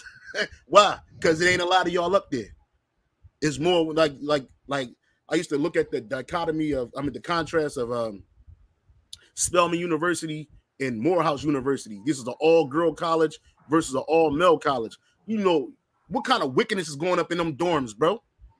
You know what I'm saying? They going back and forth with each other, and then you got all males doing the same thing with each other, all females doing the same thing, and they all pent up. They ready to bust up in there. You know what I mean? Like, it's not one of them places. College, I wanted to say this. I can't find this clip. I saw it a minute ago. But this woman, her name was, she was a writer, a prolific black laureate. And I want to say it was Toni Morrison. And Toni Morrison went to Howard University. And they asked her, what was your experience like at Howard University? And she's like, oh my God, I was such a big whore. And this was like during a time when you thought college was, you know, tamed. You know, you show you black and white photos of the black woman with the skirt on, sitting there on the university lawn, taking these pictures, and they got their books, and you think that they all up there just getting their book on and their education on. No. They've been doing this shit since them colleges were formed, bro. Turning it into it was a bust down fest back then. It's just like it's a bust down fest now. They just did it with a little more class, so they say, and it really wasn't no class. It was just under the guise of modesty. But it was, mind you, like the brother said, the elder said, these kids were leaving their households, strict households, where you had to. Back then, you had to be chaperoned to be with a man or a woman. Back then, your mama and your daddy was constantly around, so you couldn't do no hunching. So now you send kids off to school, you paying for their university. The least they can get is a degree. But what else are they getting up there? They're being indoctrinated with Satanism, homosexuality, lesbianism, free love, drugs, alcohol. Because these are kids that are being at parties. They're not being monitored by the staff and faculty at night. Yeah. You know what I'm saying? So there's a lot of social engineering as well that goes on these campuses. Without a doubt, they're being ran by these campuses are Mason training grounds. They're being ran essentially by Masons, and a lot of what you call it, like social engineering happens at the collegiate level. And that article or that video that I played earlier is called "Who Rules America? The Elite People and Institutions That Control America." Yeah. And then there was showing you how they, basically take a Jake from out of the hood if he got some promise to him, if he has some, and some ways about him that might be some they can cultivate maybe into your next politician.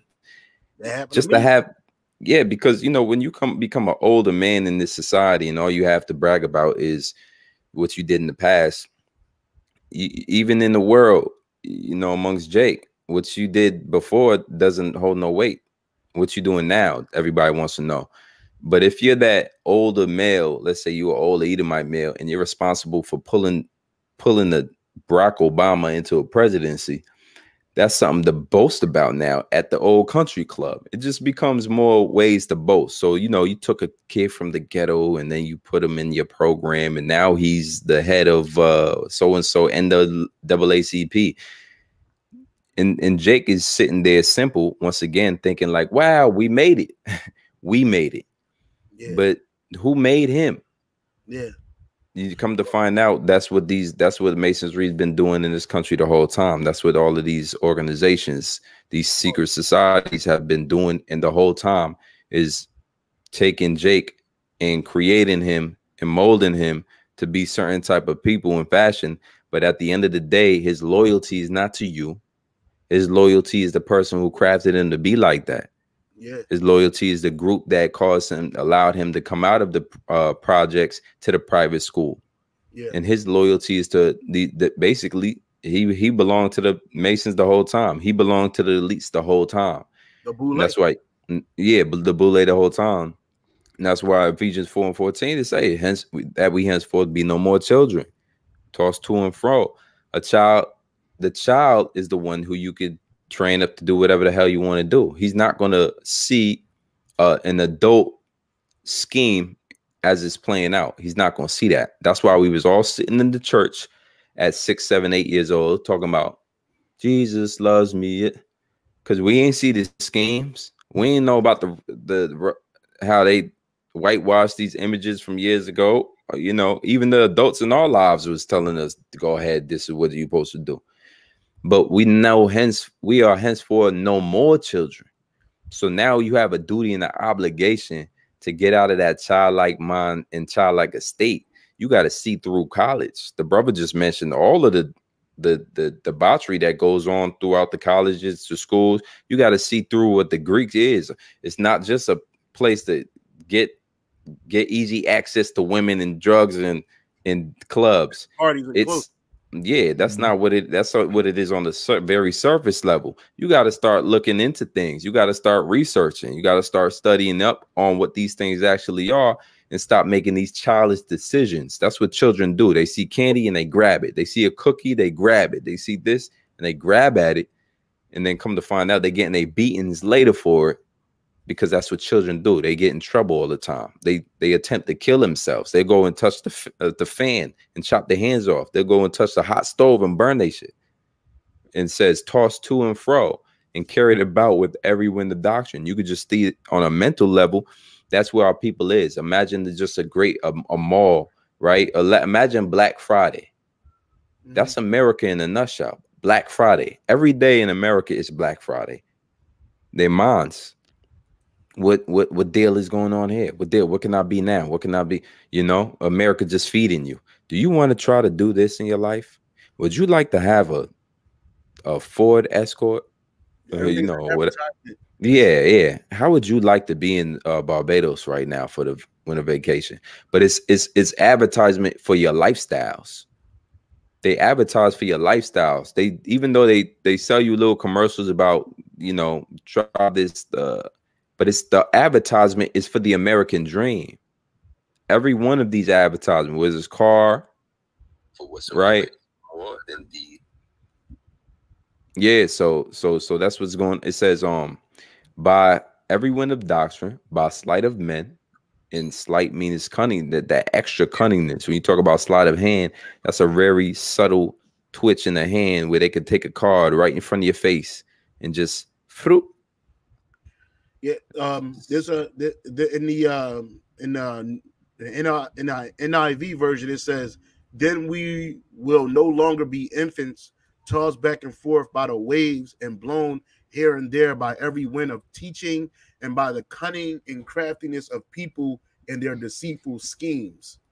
Damn. You know, we learn that these fraternities and these sororities, these organizations, they're nothing more than deceitful schemes. These colleges, they're nothing more than deceitful schemes. They deceive you into becoming debtors into the society. They deceive you into believing into the ideals and the philosophies of the society. They deceive you by these cunning schemes to get you enamored by the pomp and circumstances that they have. You know, for a long time, we believed that if we went to college, we could make something of ourselves. Now the college scheme is up. It's nothing but a debt hole, and that you can become something beyond without college. You know what I'm saying? These organizations, you need to network. One of their biggest schemes is networking. You come into this organization and you network. But wait a minute, you can network without this organization. You can network with people in this organization without even being a part of this organization. You know what I'm saying? So it's like, you know, but we're grown in the spirit now that we won't be tossed to by every wind and doctrine. Can't nobody tell us that the one you call Jesus, his name is Yahushua, is a so-called white man, and I'm going to fly with that, and through him I can receive repentance. Nah. Can't nobody tell me I'm a black man and that I'm an African man or that I'm a Greek. I don't know if you remember that movie School Days where he's like, I am a Greek. I don't play that shit. I'm from Motown. So you can watch your monkey ass back to Africa if you want to. You know, and why was he saying that? Because that's like, take Africa out the equation and put an Israelite. That's what Jake be on. I am a Greek. That's like Timothy's father. He's Big Brother Almighty. You know what I'm saying? And now you see that we're not tossed through with every wind and doctrine. Greekdom, Hellenization was a wind of doctrine that took our people away from their nationality as Israelites. Right. And you thought that by joining, looking at the elite, because it was the elite of our people that got the poor of our people to follow them. That's why Antiochus Epiphanes and the rest of those Roman emperors that came after him, they enticed the wealthy of our people who could influence our people. Same thing they're doing today with every wind and doctrine, having them following them, leaving their nationality and going off into sin and iniquity. Well, now that we've been returned back to Yahweh Shem Yahushai, we are no longer tossed to and fro with every wind of doctrine and everybody's cunning schemes, because we know the truth. Slocky. You got it, brother. These are all great points, man. You get to a point where, you know, the Lord just sustains us. He quickens us. And I was looking for in the background that picture with Kyrie Irving that brothers have. I found it. Here we go. Let me just pull this up, man. Because once you in Babylon, this is the general practices of waking up. This is how it looks in real time. Let me just show y'all, brothers. Our brothers can see that, right? Oh yeah, I seen that. Oh yeah, I saw it too. recently. That's how they did him, man. That's just how the fuck they did him, man. They hung this man up to dry. Well, they did the same thing to Kanye. You know what I mean? They took this man, well, Nick right Cannon. Nick Cannon, but Nick Cannon, he got in early enough where they was able to get his goodies back. But these Kyrie, he's ready to retire. And they're not gonna make Kanye West a billionaire again. They replaced Kanye West with P. Diddy. You know what I'm saying? So they're not gonna make that nigga a billionaire no more. He told you that these Amalekites own and operate everything on a high level in this world, and nobody believed them. And then these Amalekites showed you that they really do. Adam said, why is there all the black capable so-called black or Latino men that play in the NBA that are capable of running general day-to-day operations in the NBA? Why do they keep putting up an Amalekite over them? To show you that they're the ones that hold the whip. And then all these Uncle Toms and these Sambos, they turned their back on this man. You know what I'm saying? And they hung him out to dry because they're scared of this devil. You got it, brother. Hey, but in also recent news, right? In also recent news, Shaka Atmos most cut his lock. Oh yeah, I saw that. And I'll say this. That's a sign of the end of Hotep, the end of that what you call it, you know, that Ma'at or whatever Kemet movement, you know, because that was big. They held it down for all these years, and that was another wind of doctrine by the sleight of man. It sounded great, man. They painted that picture amazing. I remember at one point they asked him, "What is that lock for?" And he's like, "This is a." He took that so serious, that damn lock, and then he just chopped it off. Oh, he had 100%. But you know that whole yeah, but he was definitely into that world. He was in that world. That's that Kemet world, just like the Greek world. If you really truly want to be a Greek, you got to go. What's the Greek? Oh, eventually, the apex of what the Greeks is doing. The top practices and rituals of the elites go into what Aleister Crowley calls sexual magic. You know, and at the end of the day, you know, whether you know it or not, you're going to get involved with some sexual magic. That's why Kanye was referencing, you know, I don't care if they got me on camera fucking to go. You know, and we think it's all shameless and parties on the outside looking in. It's just parties and dancing. That's a cool dance. I like that. We even imitate it because that's the flesh. They know how to, Satan has done his job at figuring out what exactly is going to make these niggas tick. These niggas going to love it. They used to put it on every show. Martin, all these colleges. Bill Cosby was he's the top aficionado of, you know, aficionado of all of these jakes going to these HBCUs and colleges, because every episode of the Cosby Show back then, that's what they did. They rocked that apparel, colleges, Morehouse, this, that, Spelman, and they got jakes really excited about going down there. And what did they do? They went down there in masses and drones, and then turned into freaks and sodomites, man. Yeah, debt slaves for sure. Because niggas wasn't in college like that in the 80s like that. Like, I mean, prior to the 80s, prior to that, A Different World, they even said A Different World booted up black HBCU college attendance. All because people watched that show and they said, I wanted that college experience, man. And the college was nothing like that, bro. College was man, that shit was a fucking waste. I don't know if you had any more questions about just share what you want, because you know, I ain't gonna lie, you got it, brother. We probably give another, you know, be here another 10. You know, but whatever.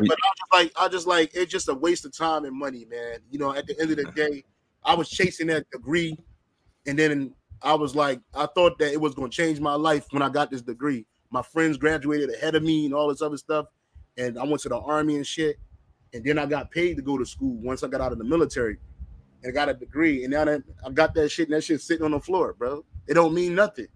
It don't mean shit. I mean, I'm not saying they won't help you in certain fields of life in this world, but at the end of the day, it help you. It do a disservice to you more than it do a hindrance to you more than it does, you know, a positive thing for you. You know what I'm saying? Ecclesiastes 7:12, for wisdom is a defense and money is a defense, but the excellency of knowledge is that wisdom giveth life to them that have it. Yeah, because money don't give you life. Wisdom will give you life to those that have it. And you ain't going to get no wisdom out of them colleges and universities, man. You ain't going to get no wisdom from joining these fraternal organizations and thinking that you're doing something. If you were a part of that, it was a shell moment in your life. And if you were in this brotherhood, it was a precursor to you being in this brotherhood. That's all it is. And it's nothing more. It's not worth shit. It's not worth it wasn't worth the pain. Right. I think the elder brothers, Elder Adama, he had mentioned about getting wood. I went through something called the Century Club, man.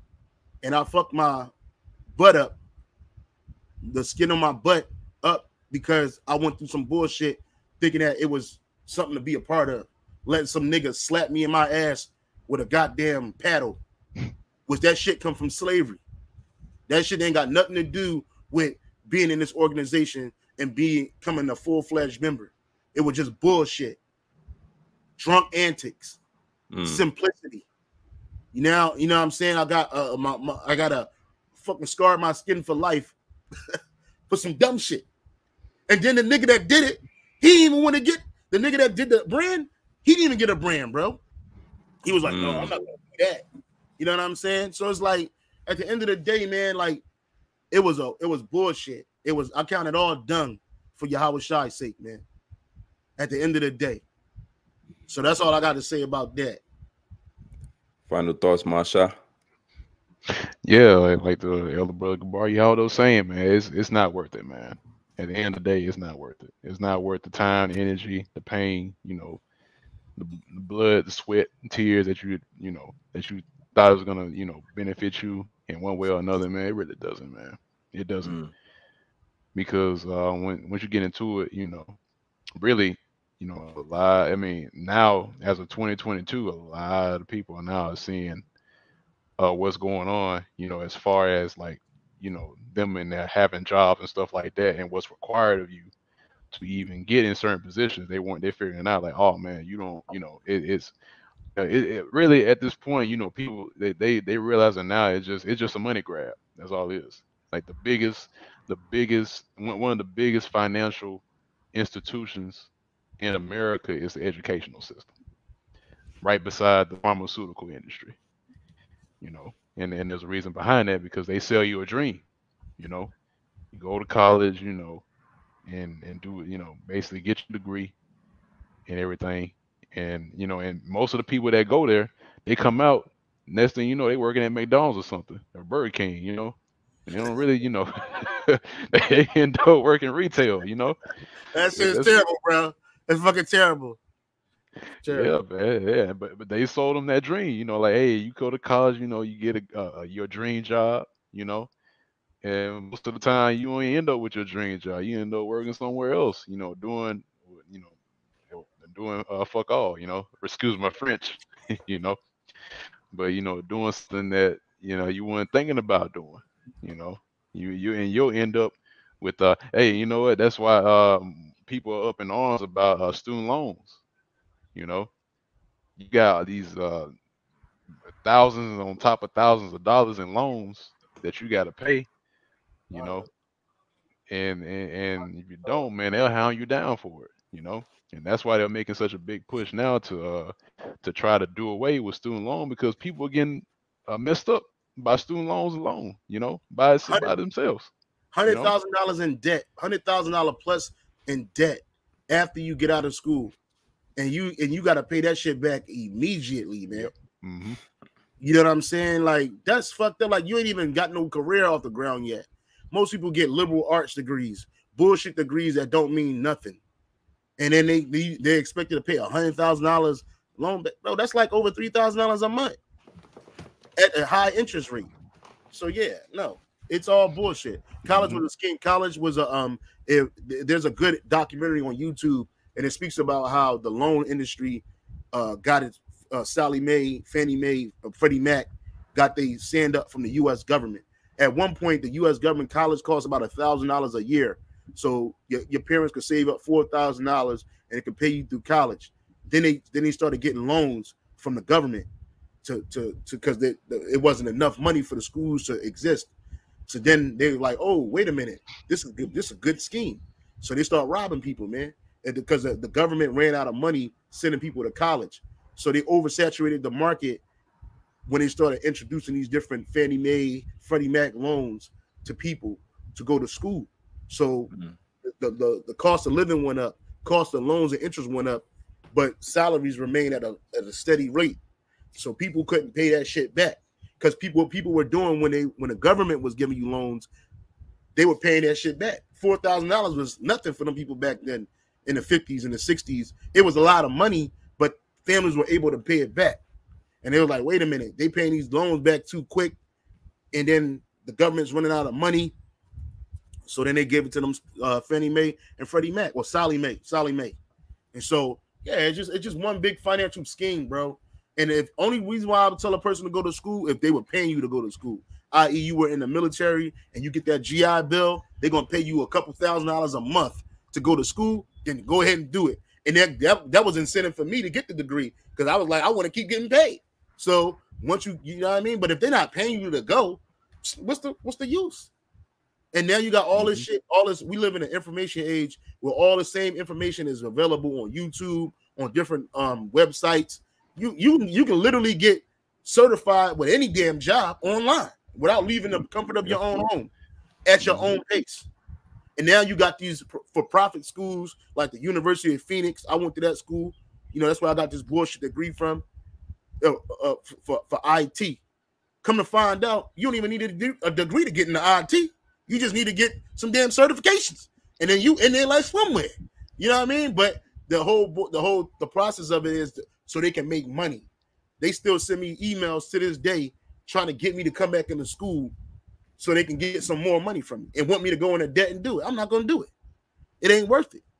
And once these young kids start to see that it's not worth it, more people going to pull back from these universities. These universities are nothing more, like the elder said, it's nothing more than a money grab. That's all it is. They even go to these HBCUs that people tout so much, and the fucking food is trash. The food is garbage. The housing, the residential housing is trash. Okay, security is trash. They got these kids sleeping in filthy, mold-infested dormitories. Their meat and their food is old. Yeah, look at this. It says up and away. The average tuition fees and room and board at a four-year institution is in currency dollars. So it used in the 1980s, it was $5,000.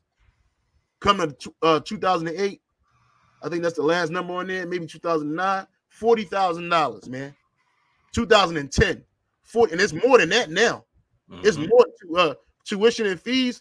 They go up each year, and that's at the lowest institution.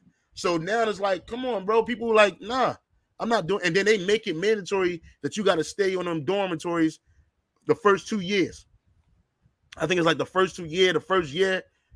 You know what I mean? So they robbing these students, man, and they ain't getting shit for it, but a piece of paper that you can forge yourself. You can literally, when I was in the military, people were forging degrees so they can get promoted in the military, man. I mean, they got on it because but it ain't worth it, man. America is one big scam. Everything about this shithole place is a scam. From these fraternities, sororities, to these colleges and these goddamn universities, man. So if you ain't got nothing else, we can wrap it up. Yeah, man. Yeah. Hey, man, you got to finish it on that one right there. That's it. Yeah, that's it. I mean, right there. No, we just want Jake to understand the seriousness involved. You're gonna be in debt. That's number one. Going to college, you're gonna be in debt. All right, regardless of how good your job is. And school is not for enlightenment, it's for employment. So you're not gonna be enlightened on who you are. You're gonna miss all of that. They're gonna start history class with Western civilization, hands down. I don't care if it's at HBCU or not. All right. And most importantly, what we're getting into with these brothers is qualified to speak on because they lived it. These Greek fraternities ain't nothing but lesser illuminary less Illuminati setups, man. You know, to introduce you to the ways and the customs of a cult lifestyle, where you can vow, you can do rituals to get ahead in life, but you better pay the price. But you're gonna pay the price, especially with Yahweh Hashem Yahushua. You know, but other than that, you know, we're gonna call it. You know, Lord willing, this video was edifying. Of course, it's, you know, and you could let these brothers know what you think. Gabar Yahweh, your channel is GMS Hawaii Ba. Masha. GMS Common Sense. God, and both of these brothers is Aquanium, they elders. All right, so yeah, we want to give all praises, glory, and honor to Yahweh, Bahashem, Yahweh Shai, Bahashem, Rakakwadash. Double honors to the apostles and elders of Great Millstone who rule well over the flock. Shalom and salutation, brothers out here who's pushing the truth and sincerity, and shalom to all the Akim and Aqua paying attention. Scattered Israelites abroad. Lord willing, this is edifying. Till next time, DTA above above. Shalom. Shalom. Shalom. Yeah, can hold tight. All right,